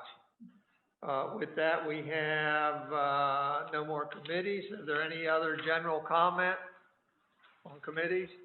Thank you very much, and I hope you thank all your members for their participation. They provide a valuable service to the city, and we welcome future recommendations from each of the committees. With that, we're going to go to new business, and that is to discuss the recommendations of the Audit Committee to approve the city's independent audit prepared by the firm Barbicane, Thornton and Company for the fiscal year ended March 31, 2020. I hand that over to Sharon. Thank you, Mayor. And I'll just briefly say that on Tuesday, November 24th at 1 p.m., the Audit Committee met to discuss the audit completed by Barbicane, Thornton and Company, the city's independent auditor. They met to discuss the city's financial statements for the year ending March 2020. 2 members of the Audit Committee, James Horty and Donald Dirksen, voted unanimously to accept the audit. And I'd thank Mr. Burton Dukes for assisting with this and managing the finances on an annual basis. I'm going to turn this over to Bert just briefly so he can describe some of the highlights of the audit.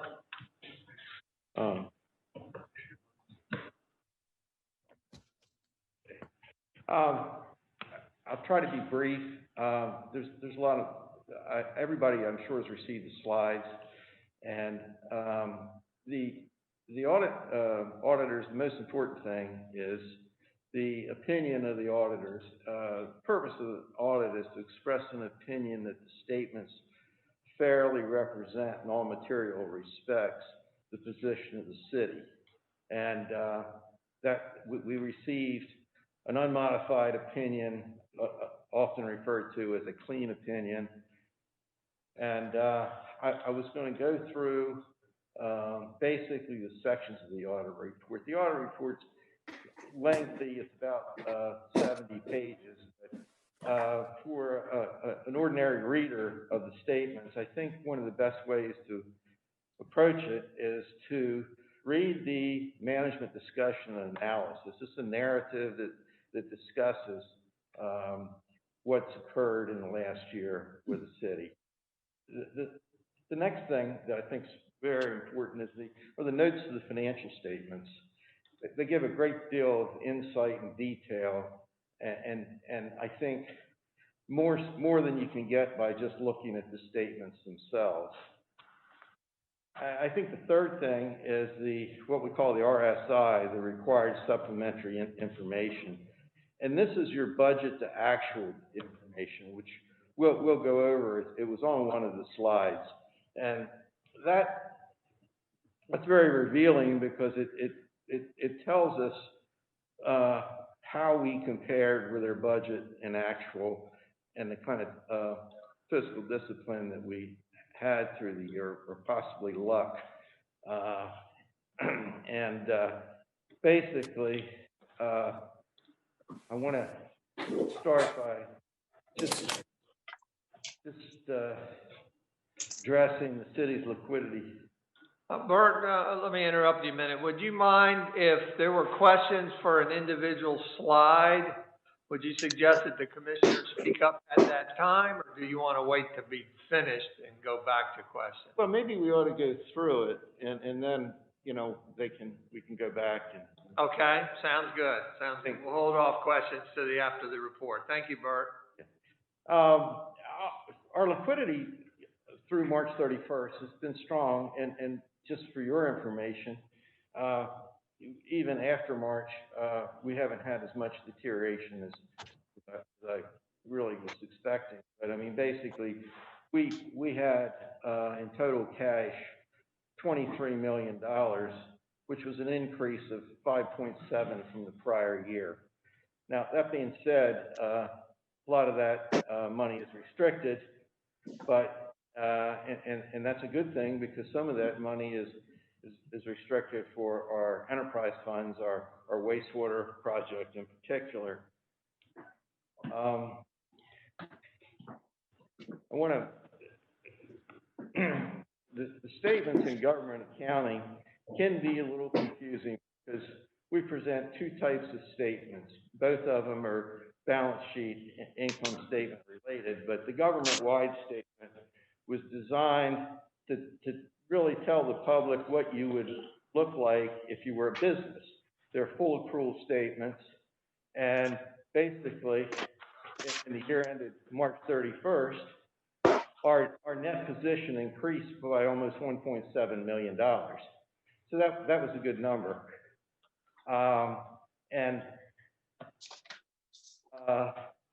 The two statements, I would basically say that the statement of activities is essentially your income statement. And it's kind of interesting if you look at it, because unlike a business where you start with your revenues at the top of the statement and the expenses at the bottom, basically the focus of government accounting is stewardship. And so really we're looking at the expenses first, and then next we look at the specific programs that support those expenses. And then at the bottom of the statement, you have your other revenues, like your taxes. So I think it's a pretty clean representation, but I think it's a little different than maybe what people are used to looking at.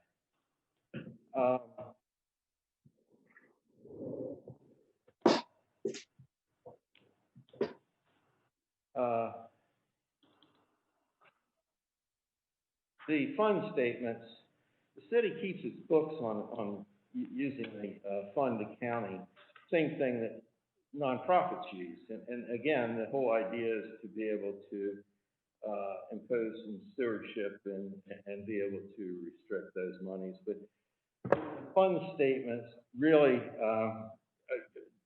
they were very good this year too, in the sense that we increased in our governmental funds by $2 million. And really what we're talking about, we widened the distance between assets and liabilities by $2 million. So that's a positive.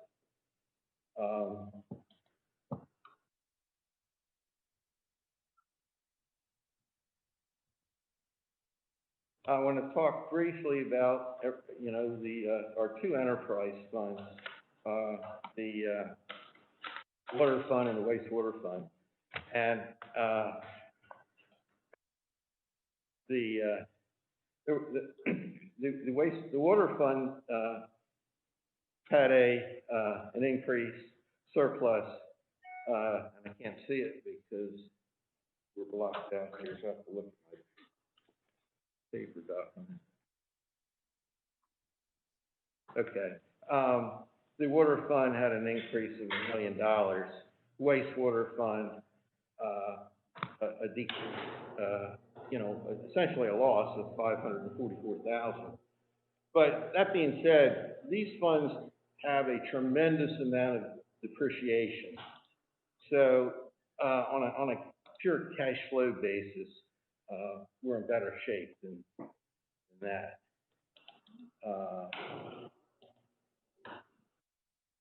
Slide number 8 just kind of gives you an idea of what, of our cash balances, how much is restricted and available to spend for whatever we want.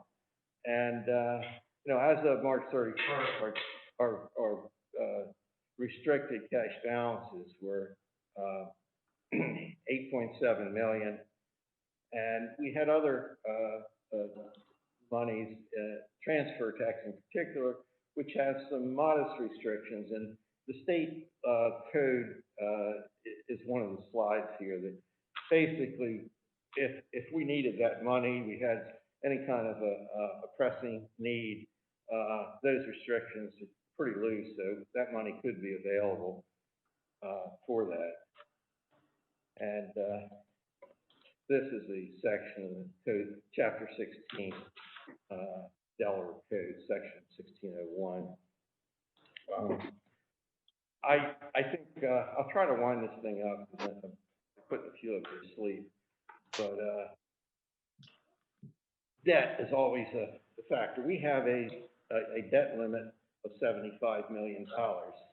So we're monitoring that very closely. We're reducing debt and we're also increasing debt. We have $12 million for the plant loans. And we're still drawing that from the state loan. And so we have, I believe, about $9 million left to draw. But this gives us a position now. We basically had $62 million worth of outstanding debt. And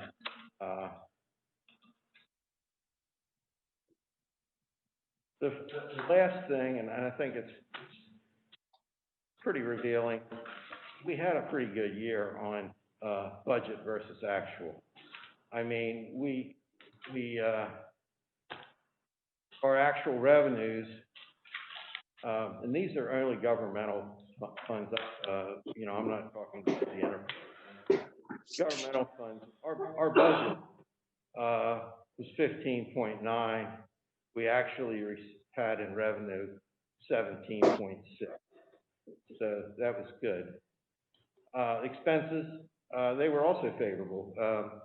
We had a variance, a positive variance, about 1.2 million. And so our expenses were actually less than what we budgeted. Another thing I think a lot of people ask about are these retirement obligations. And the city's in a pretty fortunate position in the sense that we have only all our retirement plans, with the exception of uniformed police officers, are contribution plans, defined contribution plans. Essentially, we match in the thrift plan 75% of the contributions, up to 6%. So the city doesn't have any liability on their books for these contributions. Many governments in recent years have got in trouble where, you know, it was because of these defined contribution plans, which target a certain payout to employees. And if the investments that are supporting those payouts are insufficient, then the taxpayers are on the hook for that. Well, the city's plan is a shared defined contribution plan for the Delaware, and it's managed by the Delaware County and Municipal Police and Firefighters. There is a liability there. I mean, the accounting authorities require us to report our percentage of that potential liability. But I think the bottom line on the actual fund itself is about 94% funded. So that's really I think the magic number you want to look at is how much are we at risk? Not very much, but so we're pretty strong on that.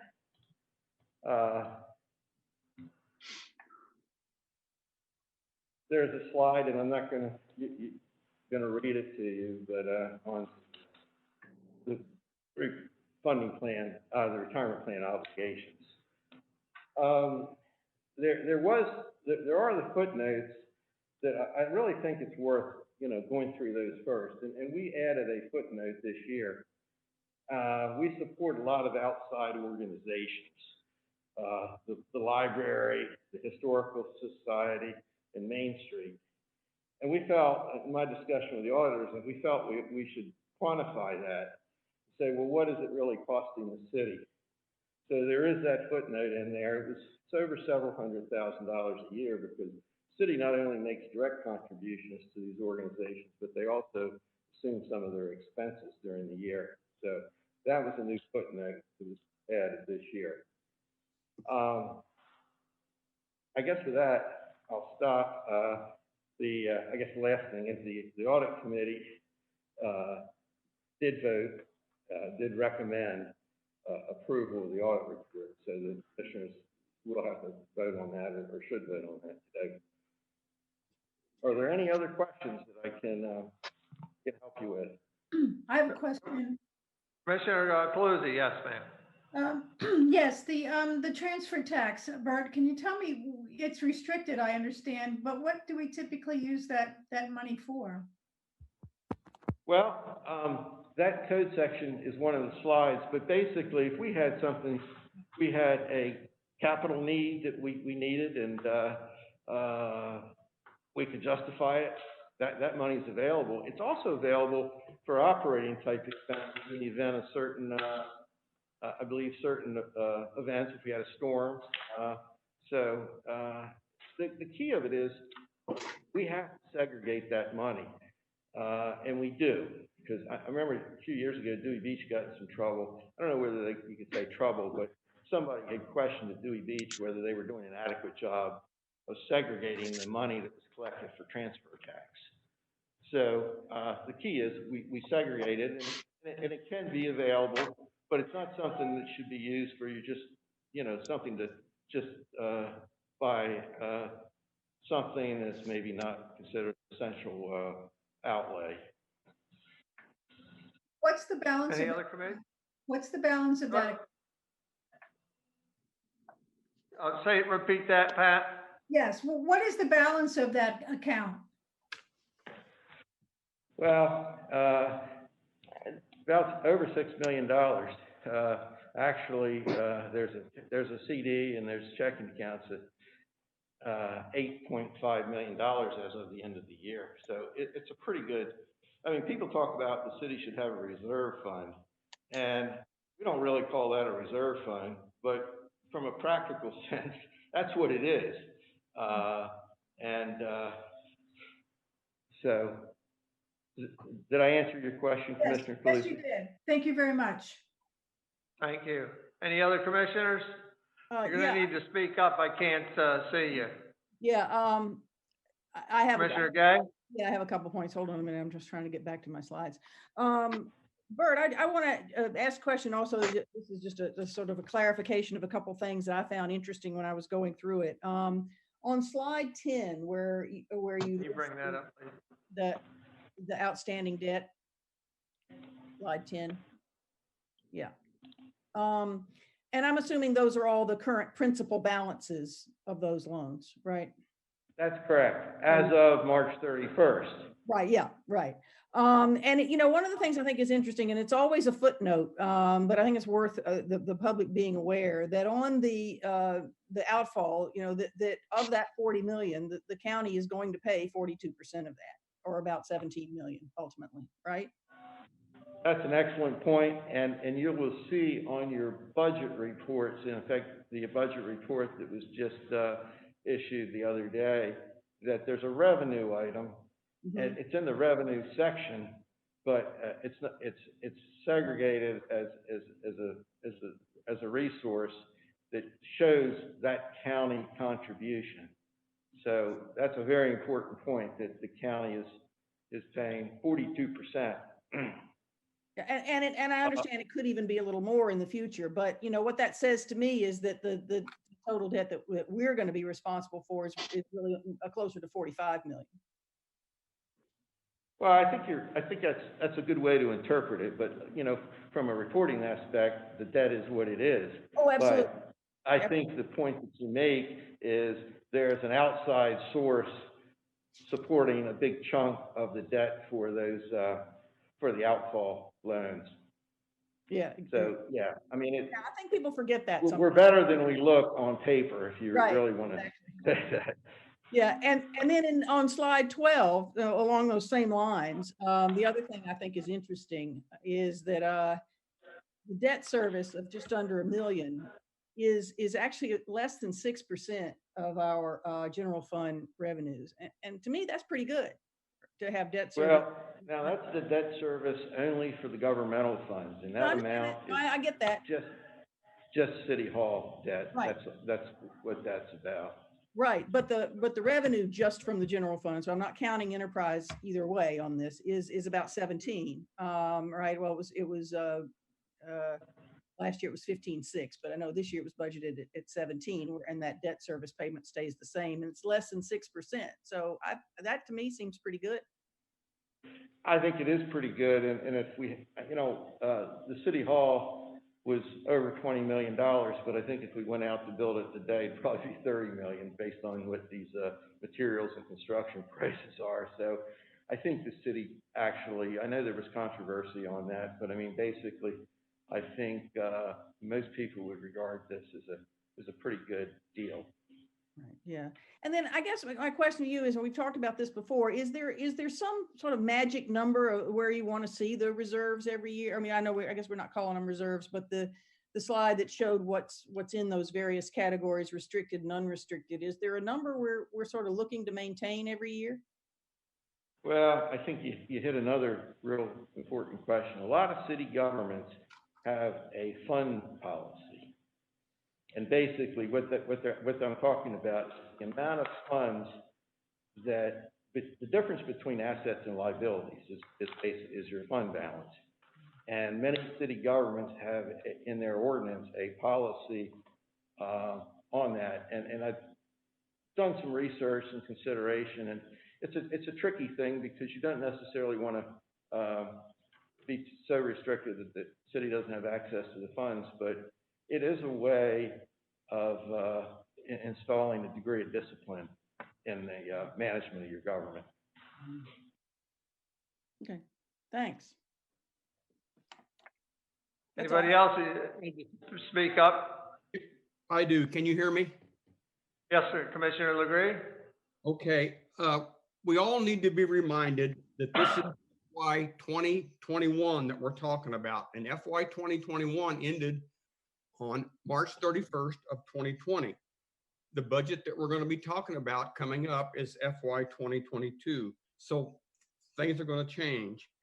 And concerning the 42%, we need to remind everybody that once our wastewater plant has reached the capacity through upgrades to satisfy the permitted capacity that the state has authorized us, once we reach the permitted capacity, the county of Sussex County has 305 days to decide if they want to take 50% of our capacity as opposed to 42% that they're using right now. If that's the case, if they do want to do that, and I hope they do, we'll be able to 50% of our service will be attributable to Sussex County. Thanks, everybody. Commissioner, and I'd like to qualify that statement just a little bit in that our percentage of that debt, it is, I don't believe it will change on the 50%. But I will double check on that. I believe that Hans Medlar made that point. So if they do take up to 50%, I don't think that our debts, the percentage of debt will change that they're going to assume. I should be able then to read the biosolids contract one more time. Yeah. I thought. Yeah, well, I wouldn't, I think I need to look at that again too, but I want to be clear because I do think that there's a limitation on there. And I just have to check into those terms when we hit that 50%. Okay, thanks, Bert. I think the logic behind it was that debt would be the usage of that wastewater treatment would not be it would be shared by people outside the district being Dewey, Rehoboth Beach, and Henlogan Acres. And since that debt was already in place, I think that's one of the triggers that prevents their assumption of that. But let me just stop there because I need to research that to get the exact wording on how that works. Thanks, Bert. Very good. Any other commissioner comments? Take that document off. There we go. I can see everybody now. No other comments? Then we have a letter in front of us dated December 2nd, 2020, from the Audit Committee, specifically signed by James Horty on behalf of the Audit Committee. And it says on Tuesday, November 24th, 2020 at 1 p.m., the Audit Committee met to discuss the audit completed by Barbicane, Thornton and Company of the city's financial statements for year ending March 2020. Two members of the Audit Committee, James Horty and Donald Derrickson, voted unanimously to accept the audit. Before us on the agenda is, this is just a workshop meeting. We're not voting. Never mind. This will be on the December agenda for a vote to accept the Audit Committee. My apologies. Any further questions? If not, we'll go to the second item of new business. Introduce an ordinance to amend Chapter 83 entitled Alcoholic Beverages, Sections 83-1 and 83-2 relating to the conversion of violations of Chapter 83-1 and 83-2, possession by minors and consumption by minors prohibited, exceptions from criminal to civil offenses, and to amend Chapter 198 entitled Peace and Good Order, adding a new section 198-37.1 relating to violations of Article 4, offenses against public peace and safety, urinating, defecating in public. I'll turn that over to whoever's going to explain the genesis of this and the reason and rationale behind it. Thank you, Mayor. I can do that. So this was brought to me by the Chief of Police. The General Assembly, was it maybe 2 years ago, Chief? They revised the state code such that consumption and possession by minors moved from a criminal offense to sort of like a traffic violation, so more like a civil offense. So we were unable to charge it criminally as our code currently exists. So the Chief asked me to revise those two provisions to become civil offenses, which this ordinance does. We presently do not have anything on the books that allows for a charge, a against urinating or defecating in public spaces. So we typically use the disorderly conduct charge for that. So we wanted a more detailed or more specific charge for those actions, and this ordinance will do it. Both of the all of these offenses would end up in a civil assessment of $100. Are there questions? Chief, do you have anything you want to add? I would just add thank you, Glenn and the mayor. The ordinance was brought, I did bring it to Glenn's attention, the solicitor, but it actually came from the topic was brought up by the alderman, Judge Renee Bennett, because since the law had changed by legislators, we could not charge anybody for possession and consumption of alcohol by minors under our city code. So therefore, we'd always have to go to state court and take the officers out of town, and we try to prevent that whenever possible. So with this, it will make us comply with the state aid law.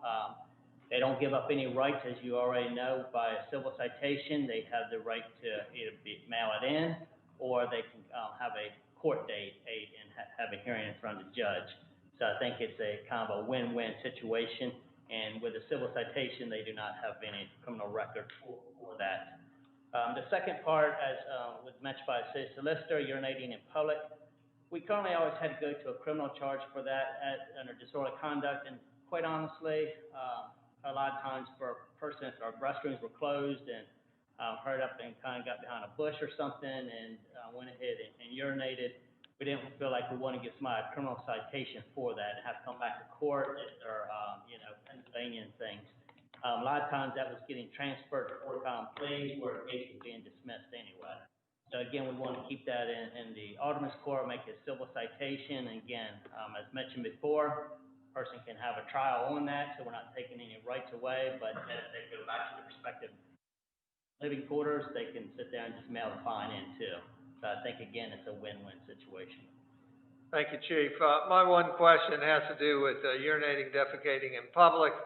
All the reference there is to on public property. So is the secret for the person that has to go to step over the property line on the private property? Do we not, what keeps people from doing that kind of thing? Well, then, I would think it would not be allowed. You get into trespassing. Okay. Is the charge we'd go for.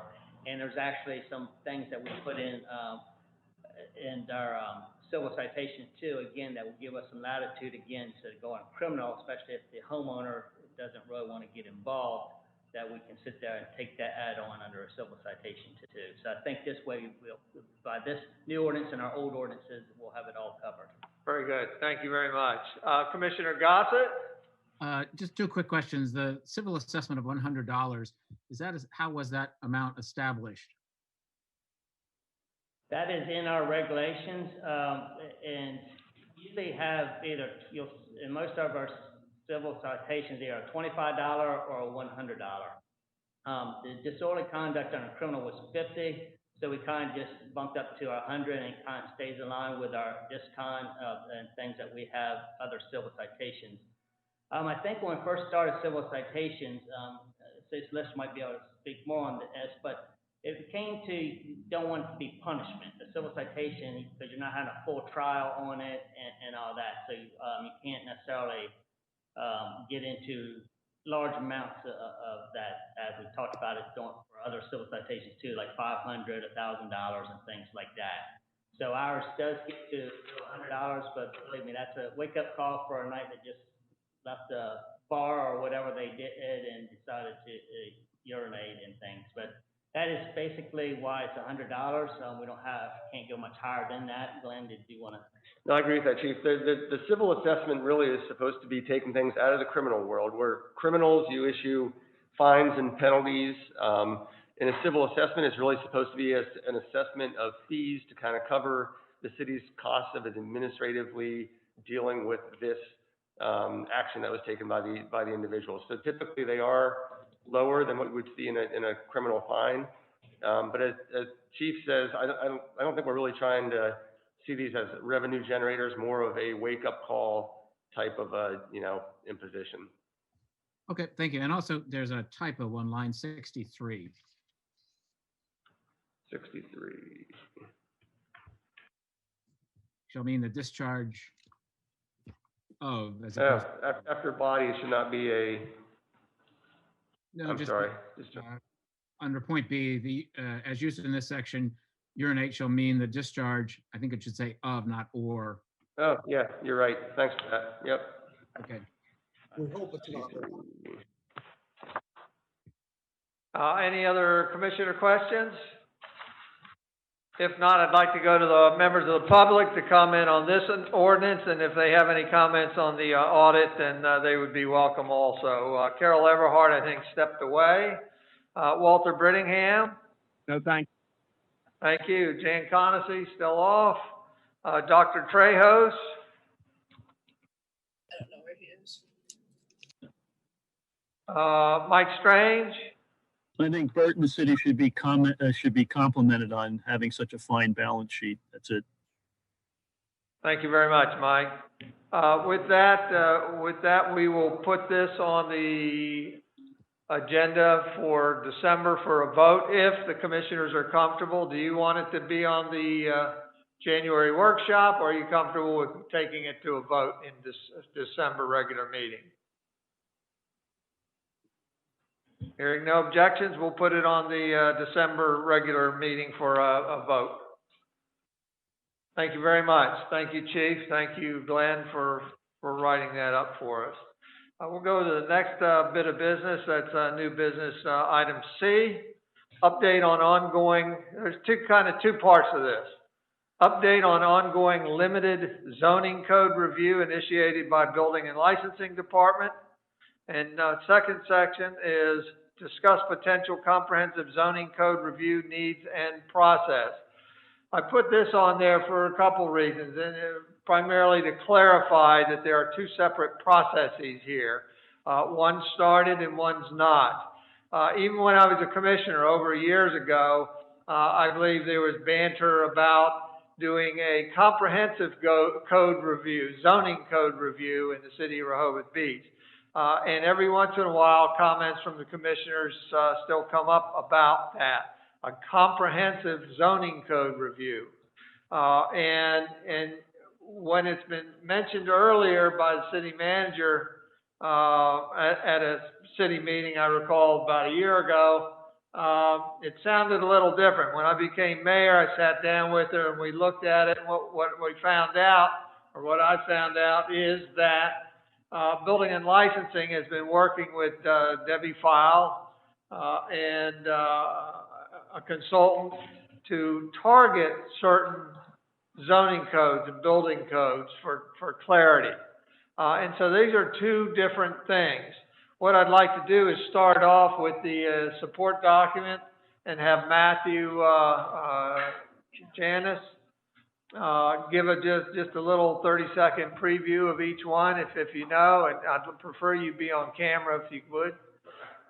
So we'll just go about and look at the code update project dated November 30th and see what's in the works. And then afterwards, we'll talk about if or how we want to proceed with a comprehensive zoning review. Go ahead, Matthew. Good morning, Mr. Mayor, Commissioners, General Public, and City staff. So this was basically a list that Building and Licensing came up with as kind of our low-hanging fruit, if you will. Areas of the code that we get our most pushback on, and areas of the code that I feel could use a little bit more clarification in, or a little bit of cleanup in, to help us move forward some of the tough decisions that we have to make as a building official. As far as the status of these, I believe Debbie has listed the areas or the people, I should say, that need to work on the areas. A lot of these some of these can be cleared up in the CDP.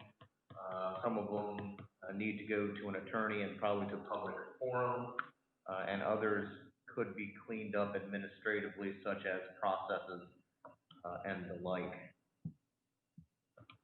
Okay, can you just give a 15 or 30-second detail on what each of these means? FAR GFA, for instance, what does that mean? Is that the two things that we're currently working on? Yes, Mr. Mayor, that is the current discussion we are having as far as how each other relates to each other, how FAR and gross floor area relate to each other, and how we should look into moving forward with that interpretation. So if we resolve the two items on our agenda with gross floor area, then that'll resolve topic number 1. I believe so, yes, sir. And topic number 2 is, again, just a little preview, if you don't mind. So, topic number 2, outdoor shower regulating. Right now, outdoor showers are viewed as screening, and if you follow the code as far as screening is concerned, they can only be 6 feet tall. A 6-foot tall shower on the outside really does nothing for privacy. So maybe look into the ordinance, create an outdoor shower ordinance itself that says this is how high the shower can be. If you cover the shower, you have to attach it to a sand trap and hook it to the sewer. It's just regulating that kind of stuff that is basically word of mouth right now, or historically enforced, that isn't really codified clearly. Lot coverage differences, and kind of speaks to number 4 as well. The difference between structural and accessory coverage, if there's a way to meld those two together, so you're just telling an applicant 50% across the board is what you're allowed to cover, knowing that you are mandated to have 2 parking spaces, so that obviously counts as coverage. And then pervious versus impervious, when this code was developed, there was really no such thing as pervious versus impervious. Technology is changing every day. There are applications out there now, construction methods that do allow drainage, that we could possibly look into giving credit for. The 24-foot plate bearing rule, just a little clarification in that. Can you put an accessory dormer on your roof structure above the 24 or below the 24? And when does it count as trying to create that 3rd floor scenario? Just clarifying some issue on that one. Definition of open porches, I believe we're working with the floor area ratio. I think that'll clear that up. Number 7 is just to include the venting protrusions. As you have a gas fireplace, the inclusion of that vent on the back of the gas fireplace sometimes adds to setback encroachment, so we need to spell that out a little bit, in my opinion. Common bond checks is an administrative thing, and that just speaks to if an applicant has multiple bonds on one property or in one application, can we just take one check? Again, administrative. Number 9 is built-in penalties, code violations, working without a permit, stuff like that. Just clean up and maybe codify how we would, address that stuff. The building rectangle on imperfect lots, that's basically the creation of a 4,000 square foot rectangle in a normal 5,000 square foot lot.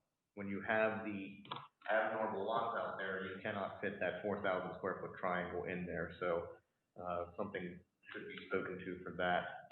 Definitions is just a clerical kind of thing where as we proceed down through some of these changes, we'll have to take a look at the definitions as well. Failed inspections and consequences kind of speaks back to building and the penalties. Occasionally, we do get pushback on failed inspections and the consequences thereof. However, with our new munis system now, that kind of gives us a little bit more backbone, as we cannot proceed in inspections without clarifying the last inspection that they may or may not have failed. Residential versus commercial breakdowns, again, I think that's being discussed in the floor area ratio. Address fence height and post toppers. So right now the code basically says the height is taken from the top of the screening and not necessarily the fence post topper, as fence post toppers there are probably a million of them out there that you can throw on top. So just to clarify, and again, I think a lot of these are just clarifying issues as we go down through them. Dumpster protection and marking placed on the street. We are working on that in-house to kind of bring up the rules, see what other municipalities, and this just goes to the demarcation of a dumpster placed on the street, the coning, the safety stuff that's involved with placing a dumpster out in the street. And some of that we are also addressing on the public space permits as well. 50% rule for non-conforming structures. I think that we should maybe clarify that a little bit more, so lay out exactly what the 50% is going to entail, whether it be removal of walls, reskinning walls, removal of the structure completely or half of the structure, just clarifying that a little bit better. Penalty and a fine for removing stop work order. Again, it goes back to the building and penalties that the attorney and I should probably speak about or talk about. Efficiency unit occupancy 4, not 3 as stated in, okay, so that's just a clarification in the code as far as what we're calling out in the building code itself. Occupancy waiver renewal frequency. This was something that Dennis occasionally gets, where you'll have a real estate agent or a renter call up and ask for additional occupants to be allowed in a certain structure for a certain amount of time. Right now, the code basically says if you have this structure, you can only allow this many people. But in cases of certain rentals throughout the city, you can fit more people, or you can legally put more people into these spaces that the code says you can't do right now. So they call up for additional permission. We offer that to them. Again, it's on a case-by-case basis, and it's a limited amount of time. It doesn't transfer to the next inhabitants of the rental. So it would only be case-by-case basis for that. Placement of numbers on buildings conflicts. So that's just code. The way each code speaks to each other. Have to pay attention to that, and the clerical issue again. Clear guidance for construction dumpsters, and that goes back to the dumpster protection and marking of those. Clarifying land development application procedures.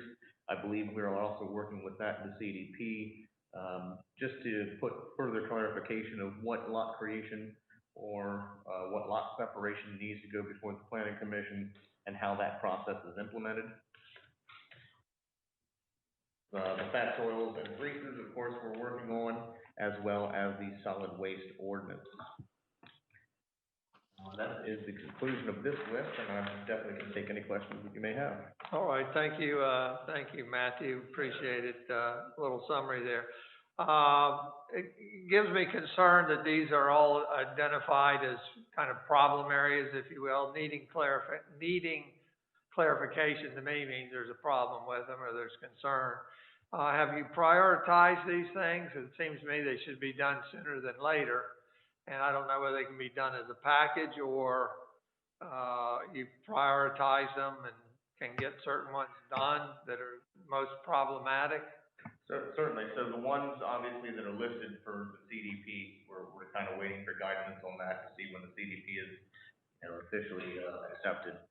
The other stuff is the more kind of low-hanging common fruit that certainly it could be changed quickly with respect to public comment and the like, and moving forward through that. So there are definitely some things that we could tie up very quickly.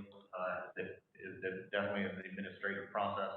Other stuff will be a little more time consuming. And what would your process be? Are you going to do a little white paper for each item and identify the problem and what the resolution is?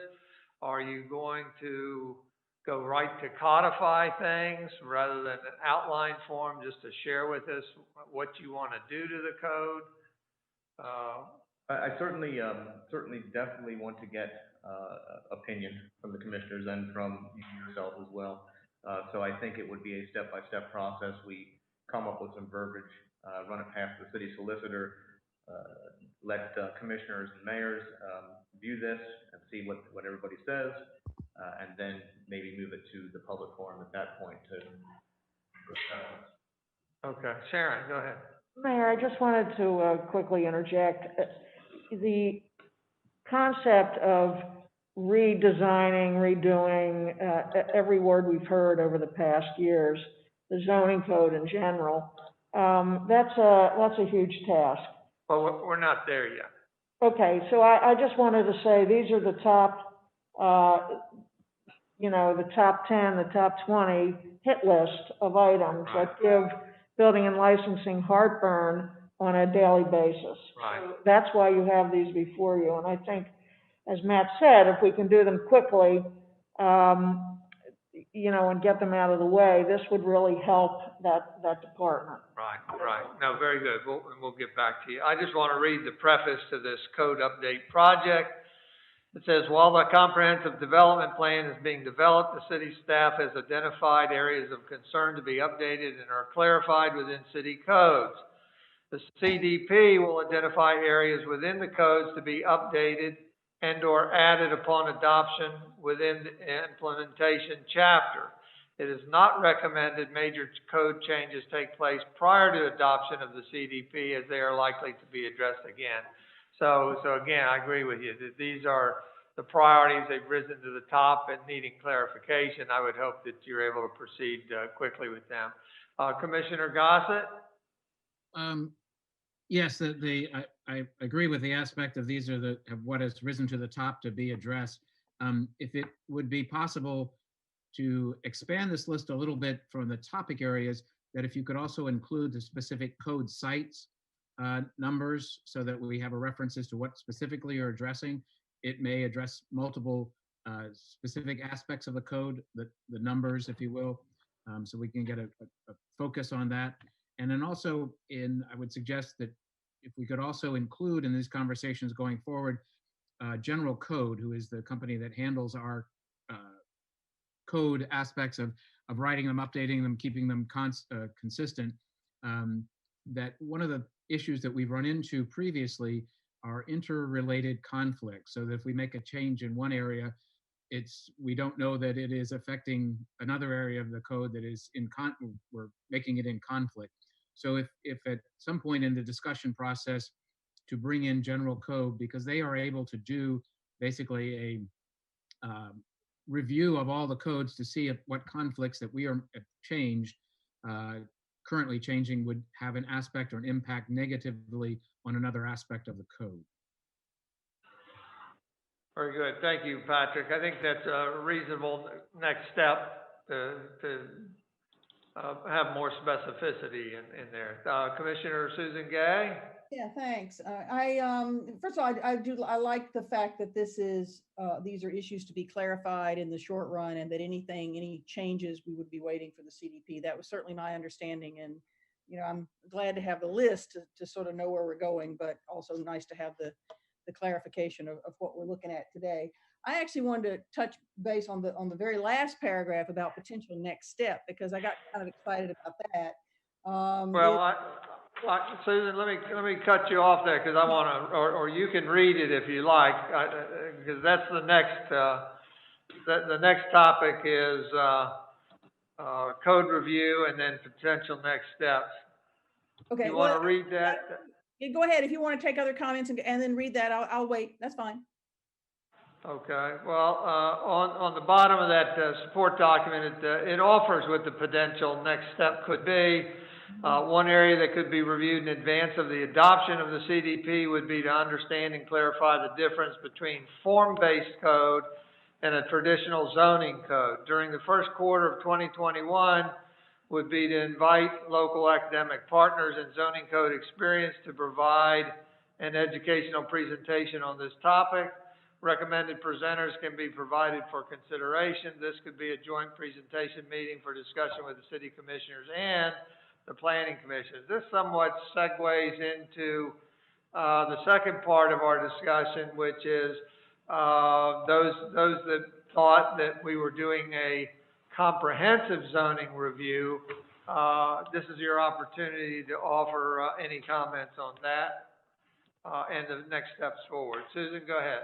Well, I was just going to say, I think that I would look forward to that kind of presentation as you say, as a sort of a segue between these short-term clarification changes and any further steps we might take.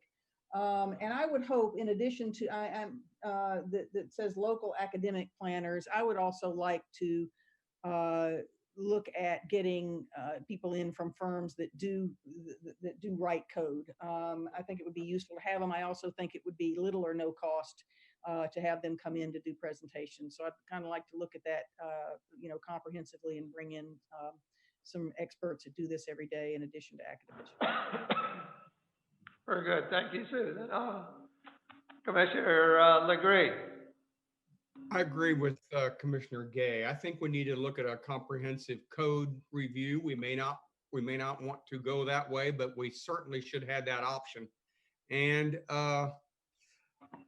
when you listen to urban planners, people who talk about new things and new developments and going out further into the 21st century, they tell you that you need to get the public involved from step one.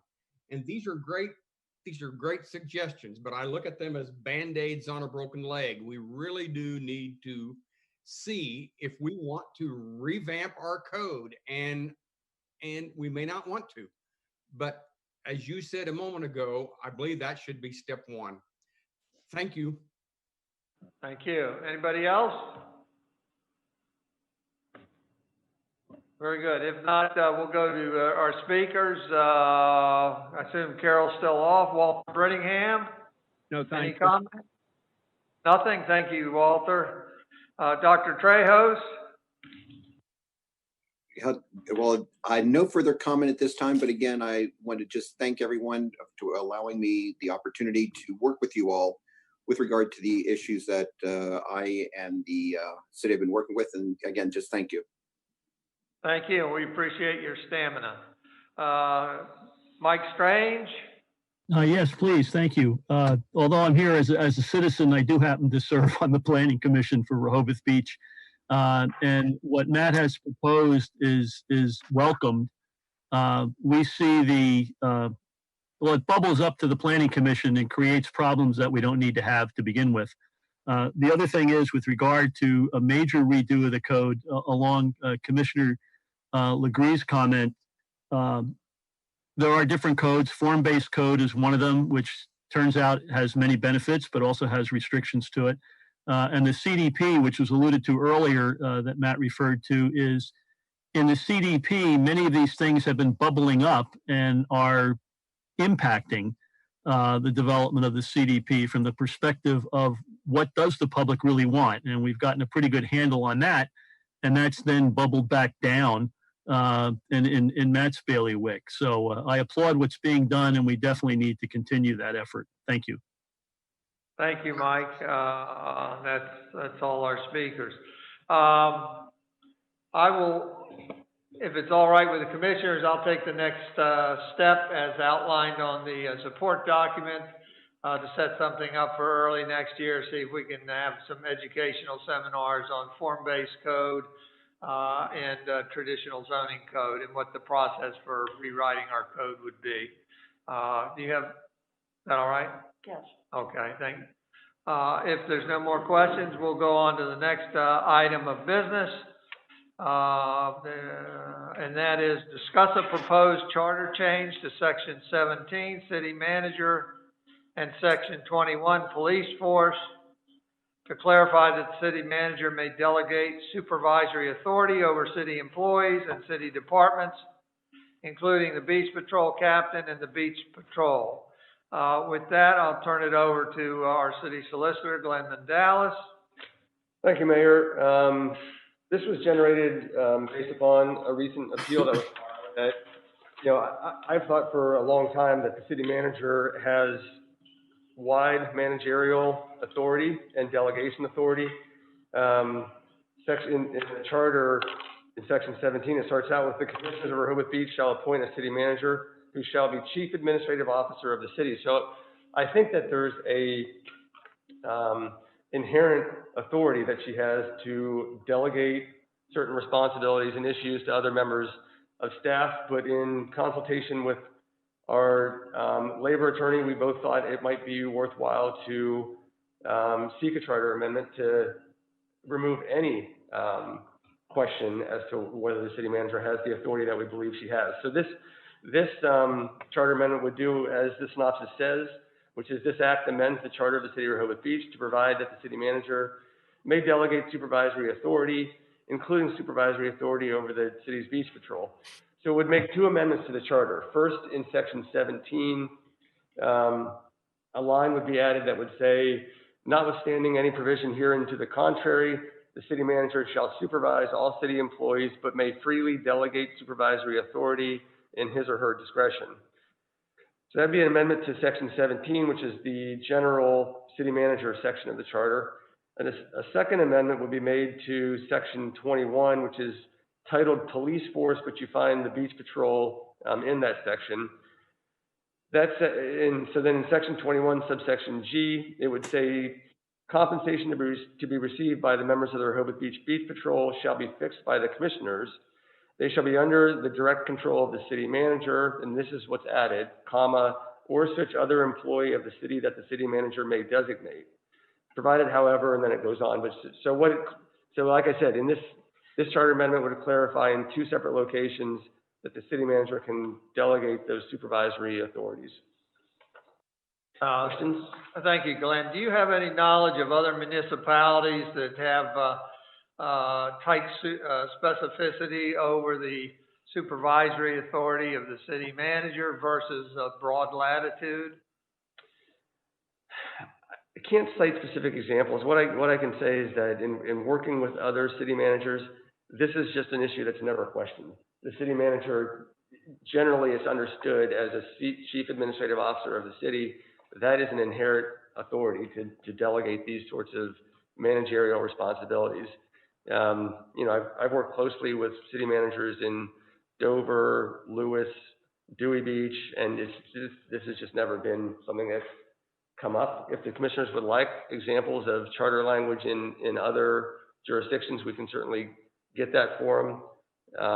But I think this is just a clarification of what repeats over and over and over in other jurisdictions. That is the delegation of the delegation of supervisory authorities. Thank you. Any questions? If there's no questions, Glenn, would you reiterate what the process is? This is not a simple ordinance change or amendment. This is a charter change, and there's a certain procedure that we have to follow, including use of the state legislators. Yep. So thanks, Mayor. So the way this would work is because it's a charter amendment. Again, charters are acts of the state's General Assembly. So any revisions to the city's charter needs to go through a legislative process in Dover through the General Assembly. So the initial process would be for you as commissioners to review and determine whether you want to proceed with a proposed charter amendment. To the extent you do, you would then schedule it for a vote and vote to proceed.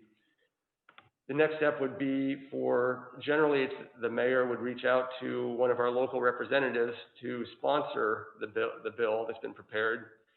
Our local legislator then would bring it to the General Assembly and ask that it be introduced. It would get introduced at a committee level at the General Assembly.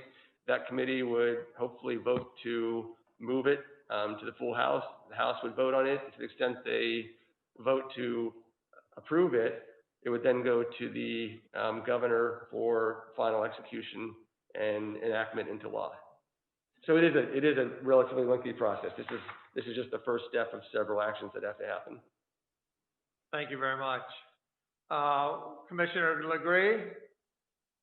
I have a lot of problems with this charter amendment that we're talking about. And I've spent quite a bit of time in the last few days with the charter. The direct control of the beach patrol by the city manager is the only incident in our entire charter that I could find. Now, Glenn knows it better than I, that I could find where it specifically talks about that department being under the direct control of the city manager.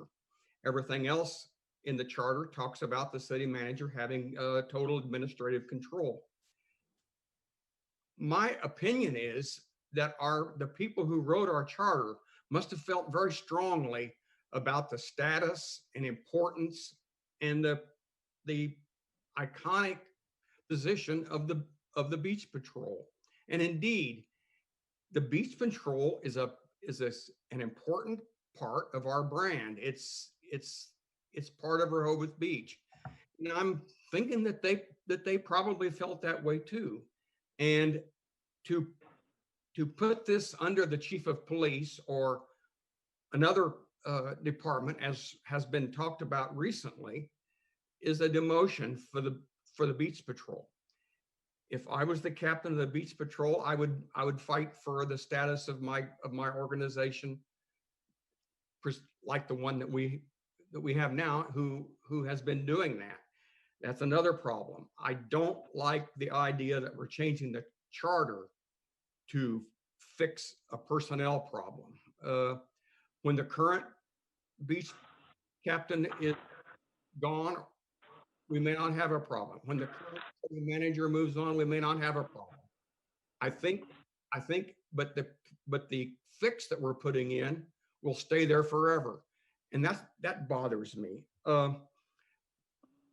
Section 21, which talks about the police force, is composed of 11 paragraphs. Some of them are small paragraphs, but there are 11 paragraphs. The first 4 talks about the police department.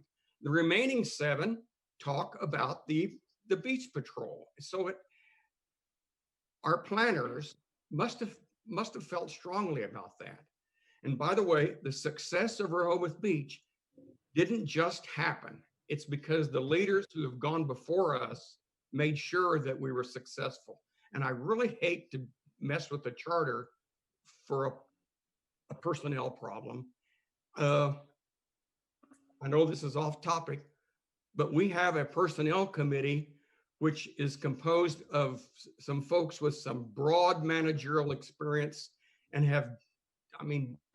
Dick Byrne has been over 20 years in the University of Minnesota system. He's dealt with managerial things his whole career.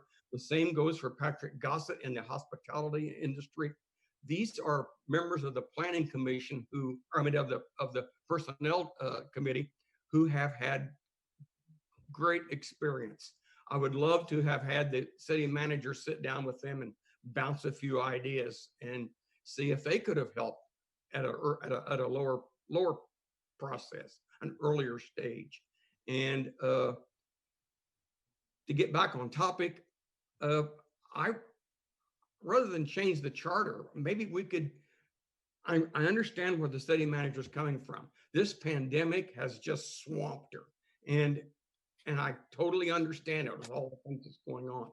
Perhaps we could appoint a liaison between the staff and the beach patrol to help them with their bureaucratic work, their payroll submissions, their budget building, and all the paperwork things that are causing disagreement. And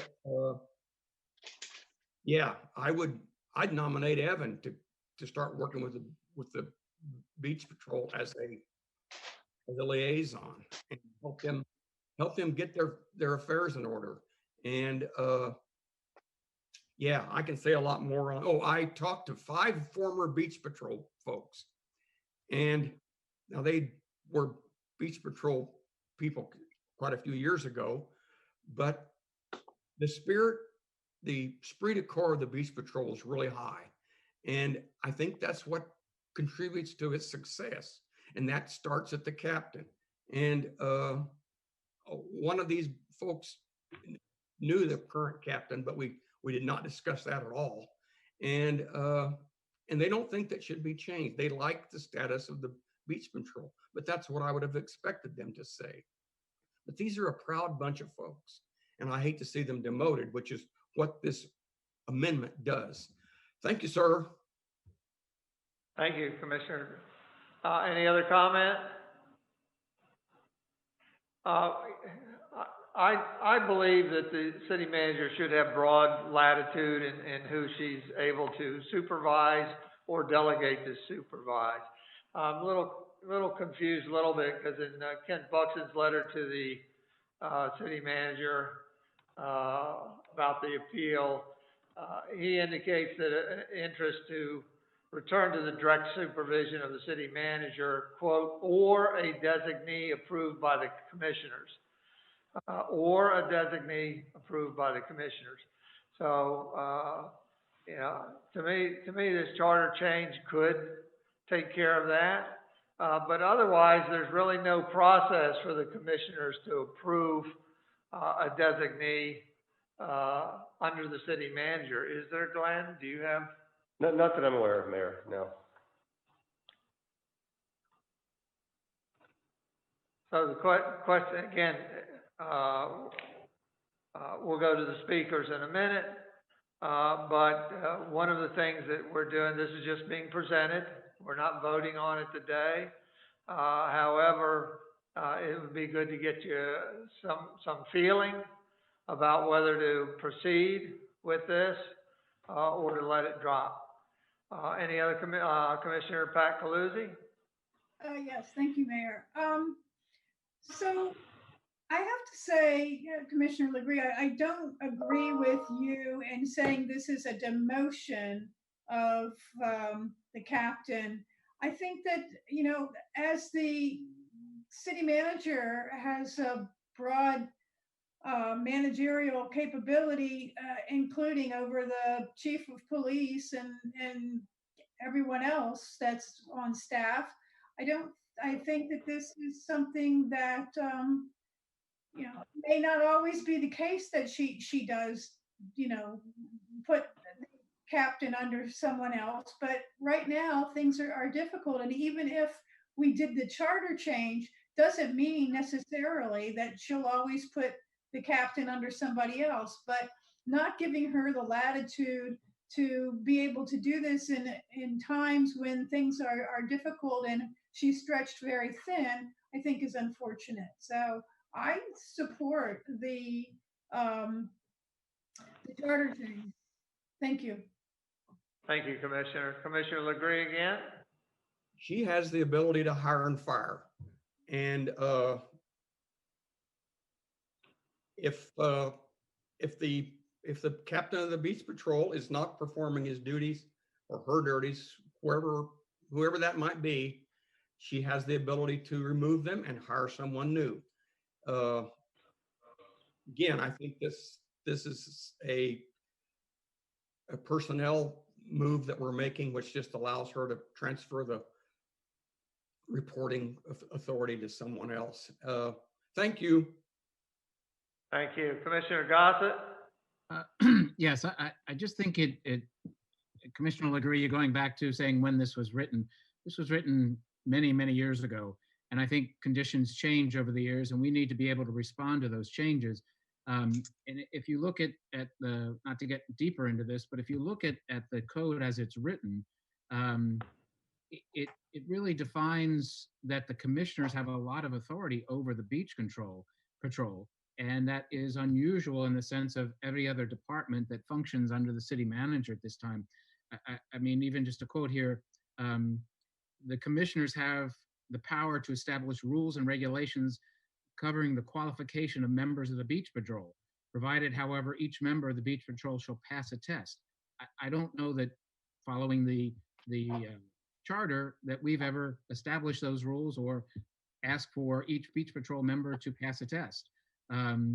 It says that the beach patrol shall be composed of a captain of the beach patrol and such other members or subordinates as the commissioners may from time to time deem necessary. Again, those are giving us issues that I don't know that perhaps, again, when they were initially written, had application, but I think we take a harder look at that now. And I mean, by literal interpretation, we say compensation to be received by the members of the Rehoboth Beach Patrol shall be fixed by the commissioners. Do we then call out the beach patrol members to for their rate of pay is how that could be construed. And then it says they shall also be under the direct control of the city manager. So it doesn't call out beach captain or captain of the beach patrol. It says beach patrol. So could that be interpreted that each beach patrol member has to report to the city manager? Again, I think this was written at a different time, as you said, and that may take further investigation to clarify, but it is the only department as currently interpreted by the code, that the city handles and manages in a different manner than every other employee of the city. So I just think that this may need some further investigation, but this is certainly a start to have a concise management of our staff and members of departments, and how the organizational chart is established by the city manager, which is their prerogative to do, as is outlined in the code. Thank you. Thank you, Commissioner. I've got City Manager Sharon Lynn would like to say something, and we've got, we'll go back to the commissioners. And after the commissioners have had their say-so, then we'll go to the members of the public. Sharon? Thank you, Mayor, and thank you for those commissioners who've commented already.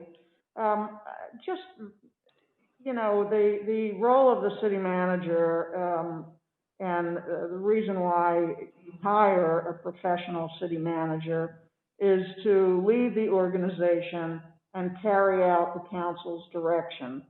The policy direction is provided in a variety of ways by the commissioners, as you know, with local laws and ordinances and policy decisions. But the city manager is responsible for the day-to-day management of city functions.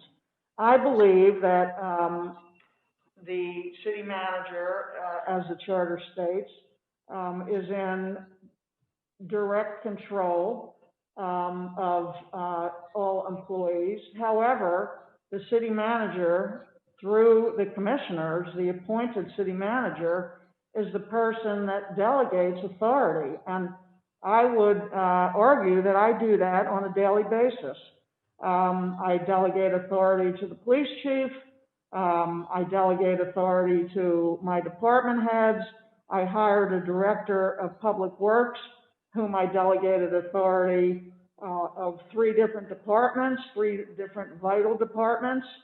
I delegated authority to our projects coordinator when we were implementing new, very complex meters.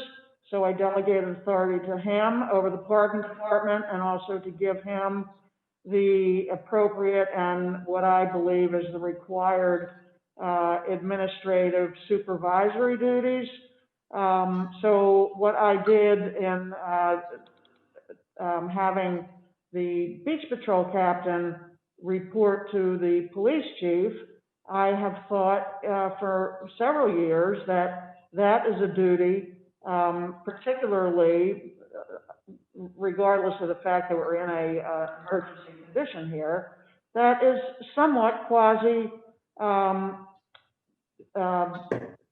official through enforcement. They enforce, Beach Patrol enforces different aspects, as you know. And this was not a, Commissioner Legree, this is not a personnel matter in that I'm questioning the performance of the current Beach Patrol captain. This is a assignment for the police chief to supervise the Beach Patrol captain. That's all it is. And because that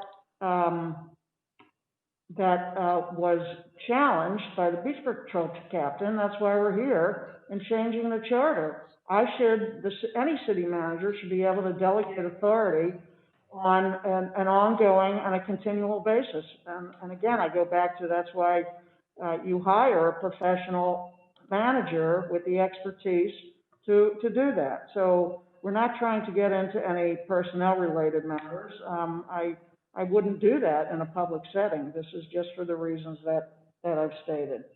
And I will say in other municipalities close by, such as Lewis, their patrol is under the police department. I have spoken to the Bethany manager, my colleague.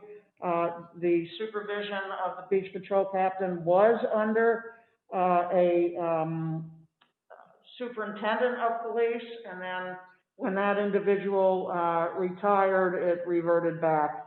But there are numerous places and other cities where you can see where that jurisdiction lies.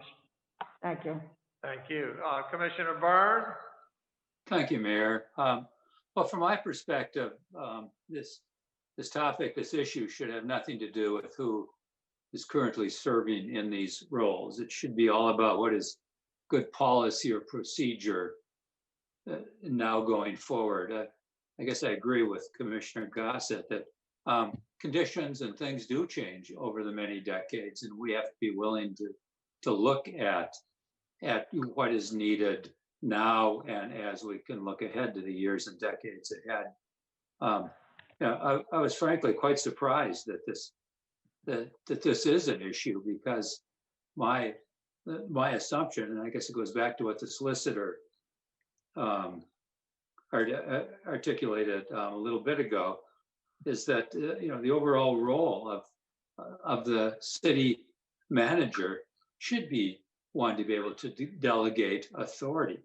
I've taken that for granted, that you hire a city manager and then you entrust that person to do it. And if they're not doing it well, then that gets dealt with.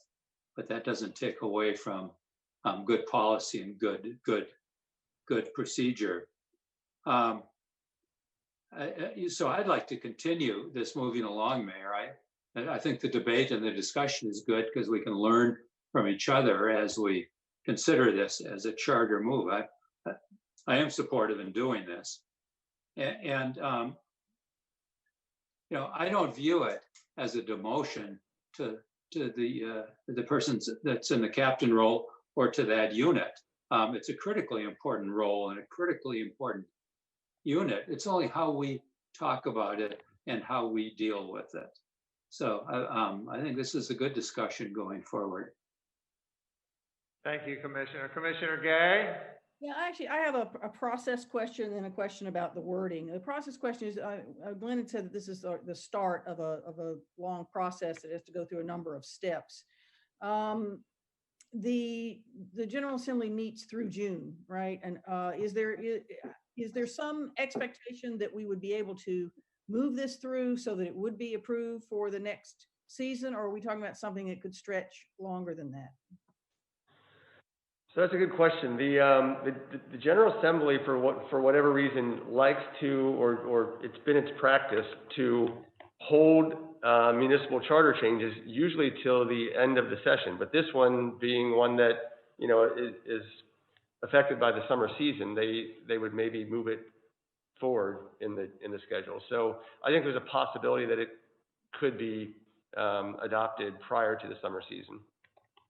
Okay, but we don't really know, and there's no specific sponsorship yet for it within the General Assembly, right? That's correct. That's right. And then, something I actually didn't notice until this morning when I was looking at it, which the charter says, it does say, in the cases of emergency, members may be called upon by the chief of police to assist the police force, and that in such cases, each member of the beach patrol shall be vested with all the authority of a member of the police force. So my question is, were they this past season? Were the beach patrol members vested? Yes. So I didn't want to muddle up everything that's going on with that specific sentence, but that sentence, in the state of Delaware, you have to go through a whole certification process to have the types of authorities that a police officer has. So the beach patrol, regardless of what the charter says, the beach patrol did not have the same authorities as members of the police department. And they wouldn't going forward either. That's correct. Then we probably ought to change that wording, right? If this moves forward, personally, I would have no problem striking that, because I feel confident that if that was ever reviewed by a court of law, that it would not have the meaning that it seems to have read on its face.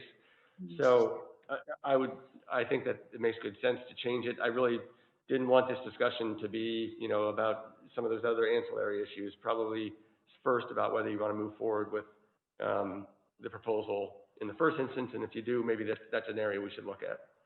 Yeah, I mean, I guess the only other thing is, and I was certainly under the impression that, you know, that the city manager had capacity to delegate it. And I think that's stated in the very first sentence where it says the city manager shall be the chief administrative officer. I think we were all under that impression. And in fact, that's been the case. So while the clarification that she may delegate, you know, might add some clarification to it, I don't think the only place in the charter it's spelled out any differently is with the beach patrol. Everything else is understood to be under her authority. It's the only thing that's called out separately. So I think that's why we're here. It's not about the broad delegation authority, but specifically about the beach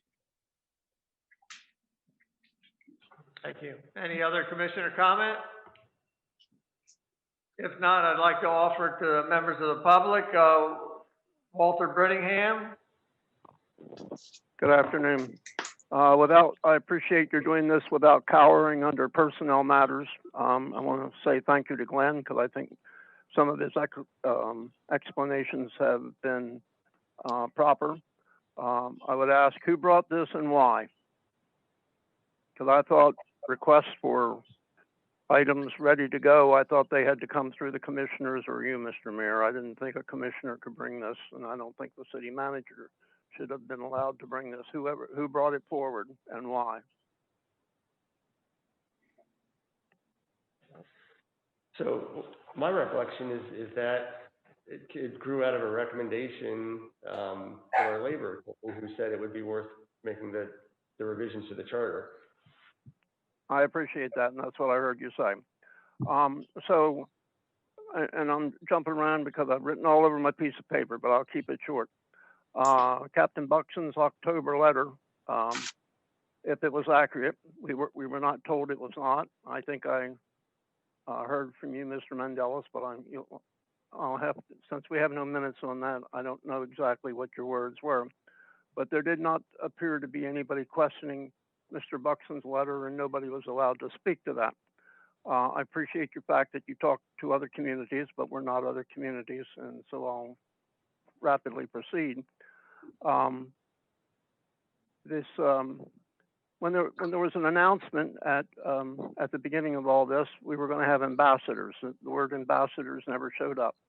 I remember being educated by you and the chief of police that we could not have summer police anymore unless they were certified. We had new uniforms. We didn't know what the words meant when they went on duty, but I don't know that we were ever told that they were pulled off duty. I don't think there's enough information here. I do believe that the city manager, I'm not putting names on it, nor am I going to put Mr. Buxton's name on the captain for the lifeguards, but I don't think it's got anything to do with Sharon. I do think the city manager has authority to act. I think in the middle of this, when you consider that there are 70 people, I think, or more that are in the lifeguards, does the chief of police now get credit for 70 more people to administer? Are we going to this afternoon hear about budget increases for their salaries? Are we going to take some away from Mr. Buxton? Does Mr. Buxton fall as an employee? Does he get regulated by the handbook? I think this should be deferred to an open and candid personnel committee meeting or a full commissioner meeting. And I don't think it should be buried any more than the letter of 1719 Lake Avenue has been buried. This concept, process path, and timing is seriously flawed, and it's a cowardly approach. The streets department went for what has a supervisor, an assistant supervisor, and now they get team leaders. We've not told anything about this in the meetings. There's just so many things that are not exposed to the public, and I thank you for the opportunity to speak. Thank you, Walt. Dr. Trejos, he's off. Captain Kent Buxton of the Rehoboth Beach Patrol. Yes, sir. Mr. Mayor, can you hear me? Yes, sir. Go ahead, Kent. Thank you. Mr. Mayor, city commissioners, and to all those listening, I appreciate the opportunity to be heard today to discuss a very few important matters. The approaching 2021 summer season will mark 100 years of service for the Rehoboth Beach Patrol. It is hard to believe that 34 of those years I have spent as a Beach Patrol lifeguard, with 21 as captain. During my time as captain, I've had the awesome privilege to serve with incredible people. Many of the lifeguards I've hired over the years have moved on in life to accomplish amazing things. Some have become doctors, nurses, pilots, Navy SEALs, Marines, teachers, law enforcement, lawyers, and every other possible job title that you can imagine. I speak today to discuss something very important, something that needs to be said, and something that needs to be heard. I want all of you to know the city of Rehoboth has an amazing beach patrol, a patrol that is recognized around the country as an outstanding organization, a patrol that is highly respected in the lifeguarding community, a patrol that continues to provide an amazing opportunity for young children to participate in the junior lifeguard program. It's a patrol that effectively protects and serves thousands and thousands of visitors to the beaches of Rehoboth. The summer of 2020 was the most challenging time during my tenure as captain.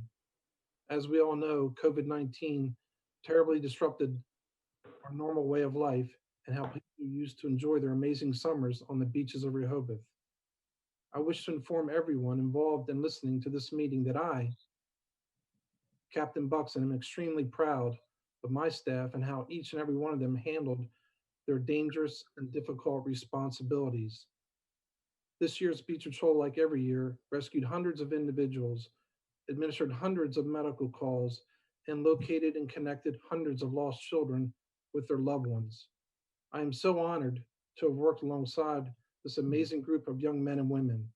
Each and every one of these lifeguards encountered very difficult days this summer.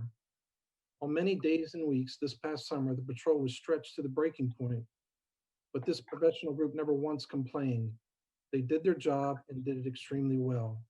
The senior staff leaders, such as Chief Aaron Tartle, Chief Cody Quigg, Lieutenants Nico Caceres, Jake Pangle, Xander Gershenbach, and Zach Lindell, have all helped to keep the patrol together and focus on the job.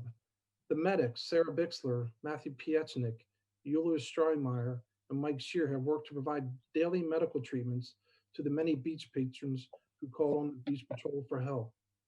Even the headquarters staff of Bill Sternfeld, Chip Hannig, Bob Benarsik, Bill Mann, and Chuck Moran provided valuable leadership, which helped to keep the Beach Patrol headquarters operational. Finally, I speak today as a supervisor, captain, and as a friend to all my staff, and I wish to formally say thank you. Thank you to all my fellow Beach Patrol members. Since this proposed bill directly impacts the operations and structure of the Beach Patrol, I cannot support this bill without first having an opportunity to be heard at a full hearing before the commissioners. Thank you for allowing me to speak. I now yield back my time to Mayor Mills. Thank you, Captain.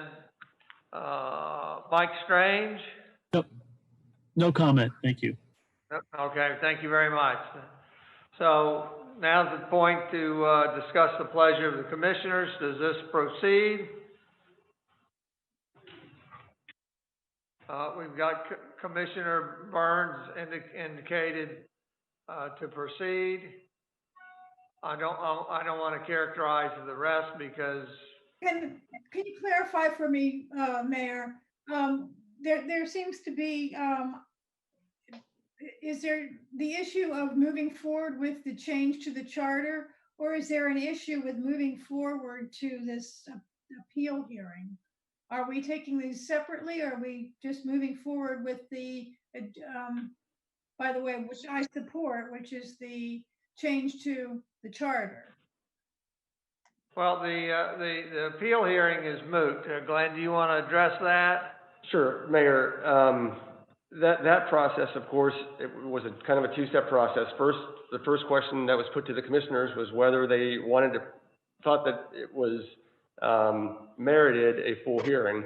The commissioners have already decided that and said, no, it does not merit a full hearing.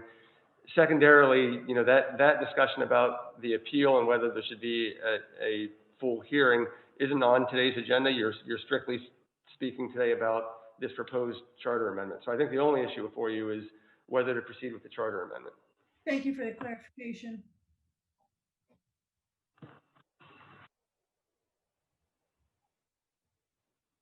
If I don't hear otherwise, then I'm going to make an assumption that this will proceed. So again, Glenn, reiterate real quick what the next steps are.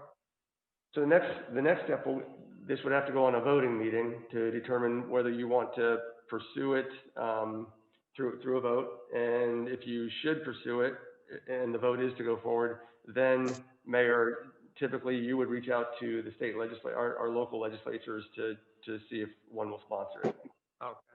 Okay. Mayor, if I could make a comment. Yes.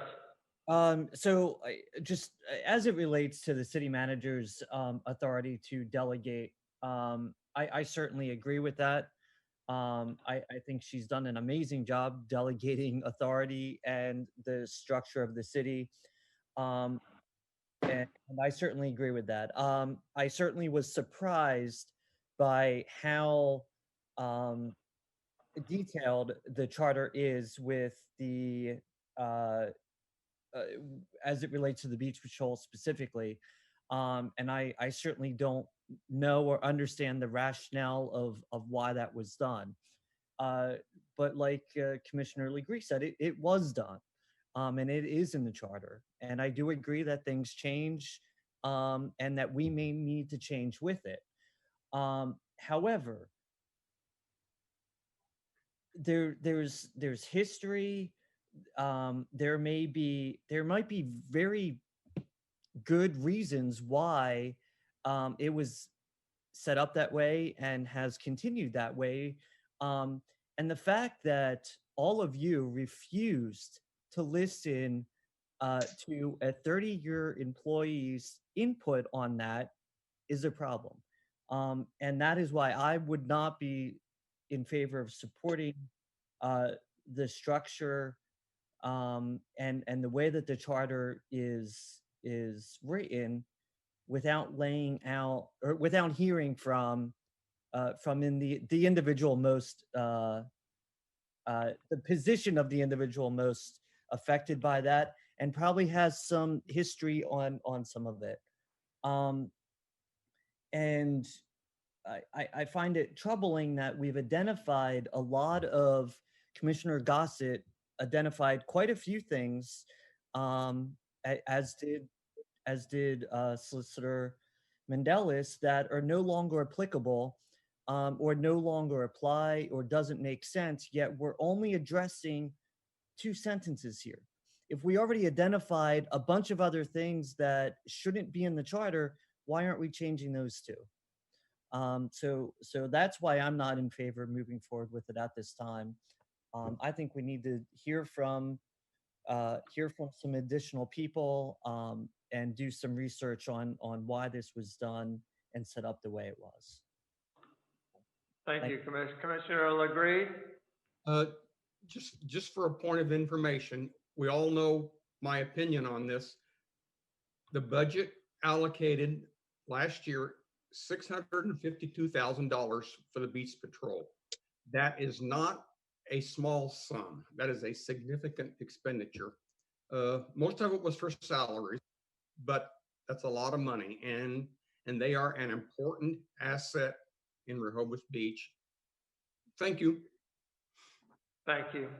Unless there's wholesale disagreement, I'd like to put this up for a vote so we can formalize it. The question would be, is it for the December vote regular meeting, or do you want to receive more information at the January workshop meeting, which then puts us for a vote in mid-January? I would go that direction, only because I had raised this question about the emergency wording, and I can't remember specifically what wording Commissioner Gossett was talking about, but I do agree with Commissioner Shanowski that we need to look at these things. Not maybe, not globally charter changes, but anything related to this issue, we need to make sure we do it at once. And I don't know that we're there yet. then if there's no objection, I'll put it on the January workshop. Everybody, if you have questions you want to articulate and homework done, forward them to me so that I can delegate homework to the different agencies or departments. Are there any more questions? Comments? We've heard from members of the public. I wanted to thank everybody. With that, we'll go to commissioner announcements and comments. I would just like to start off by reiterating that there's pop-up testing today out in the parking lot of City Hall. You have to register. It's simple and easy. Please consider doing that. I believe it's 10 to 5 today. The other thing I'd like to comment, I meant to mention at when we were talking about committees, and that's that if you would like to solicit committee members for your committee through a press release or something, then please contact me, and we can go through the communications department and combine requests for membership applications for the different committees. Otherwise, I'm not doing anything right now because we have over 100 and some applications now, and would like to just give those first favor, if you will. So let me know. Any commissioner announcements or comments? Commissioner Chernowski first. Thank you, Mayor. I just want to thank Main Street and the Rehoboth Beach Volunteer Fire Department. They drove around Santa Claus on Thursday night. It was fantastic. There were so many smiling kids out in town, and it was great, and it made a lot of people happy. So I want to thank those two groups. Thank you. Dittos. Thank you very much, Ed, for reporting that. Commissioner Legree? I have two things. Number one, remember everyone, the Historical Society is having Paul Lovett's diorama, and you can go see it. Call up the museum and make an appointment. It's $5 a throw, which is ridiculous. But go see the diorama. First 3 weekends in December. Number two, if Bert, if you're still listening, the answer to my question's on page 8 of the biosolids contract. Thanks a lot. Thank you very much, Commissioner. Anybody else? If not, we'll move on to review future meeting dates. Our special COVID meeting of tomorrow, December 8th, has been canceled. The next meeting will be December 15th at 3 o'clock. And beyond that, December 18th is our regular meeting. And we will continue with special COVID meetings every Tuesday there through the end of January. What I would like to do is, when we don't need a Tuesday special meeting for COVID, I'd like to introduce tree review so that we have dedicated meetings for that. So you have to stay tuned. We don't know what the dates would be. Liz is working on doing her homework as we charged her with. But I expect in January that we will start the tree review and continue with those on the Tuesdays that we don't have the special COVID meetings. And as I said earlier, I expect the COVID meetings will probably diminish in frequency as we go forward. With that, one last chance for citizen comment. Walter? No, thank you. Thank you, Walter. Dr. Trejos? He dropped off. Captain Buxton. Mike Strange? Yes, Mr. Mayor, just one comment. When the original submittal was done by the Environment Committee with regard to the 5G implementation, which all of you looked at, unfortunately, I had my third heart attack and couldn't input into that. You might want to consider in the short term having some form of ad hoc committee similar. In fact, 4 of the people are on this call right now who are on the wastewater committee, which was formed for just a period of months because it was a pressing issue. And on that committee, there were several people who had expert capability in the areas that were needed. And that doesn't exist currently in the Environment Committee. So I'm recommending that you consider perhaps a very short-term ad hoc committee to address the pressing issues, which they are pressing, with regard to 5G implementation, because I think that might be appropriate. And in that context, the why it's so important is that regardless of the number of applications you received, from no matter who they are, for 5G implementations, the shot clocks that Commissioner Leglee referred to do not start until you have accepted formally in your system as a community that particular application. And interestingly enough, in the law, there is absolutely no recourse for the applicant to do except to sue the municipality, period. So I think it's very critical that this is such an important issue and has such a dramatic future effect on the city that time is of the essence. Thank you. Thank you, Mike, very much. With that, if there's no further comments from the commissioners, I want to thank the commissioners, the city manager, city solicitor, all our city staff that helped put this meeting together, including our speakers that contributed. And with that, this meeting is adjourned at 12:22. I'll see you again at 1:30 today. Thank you.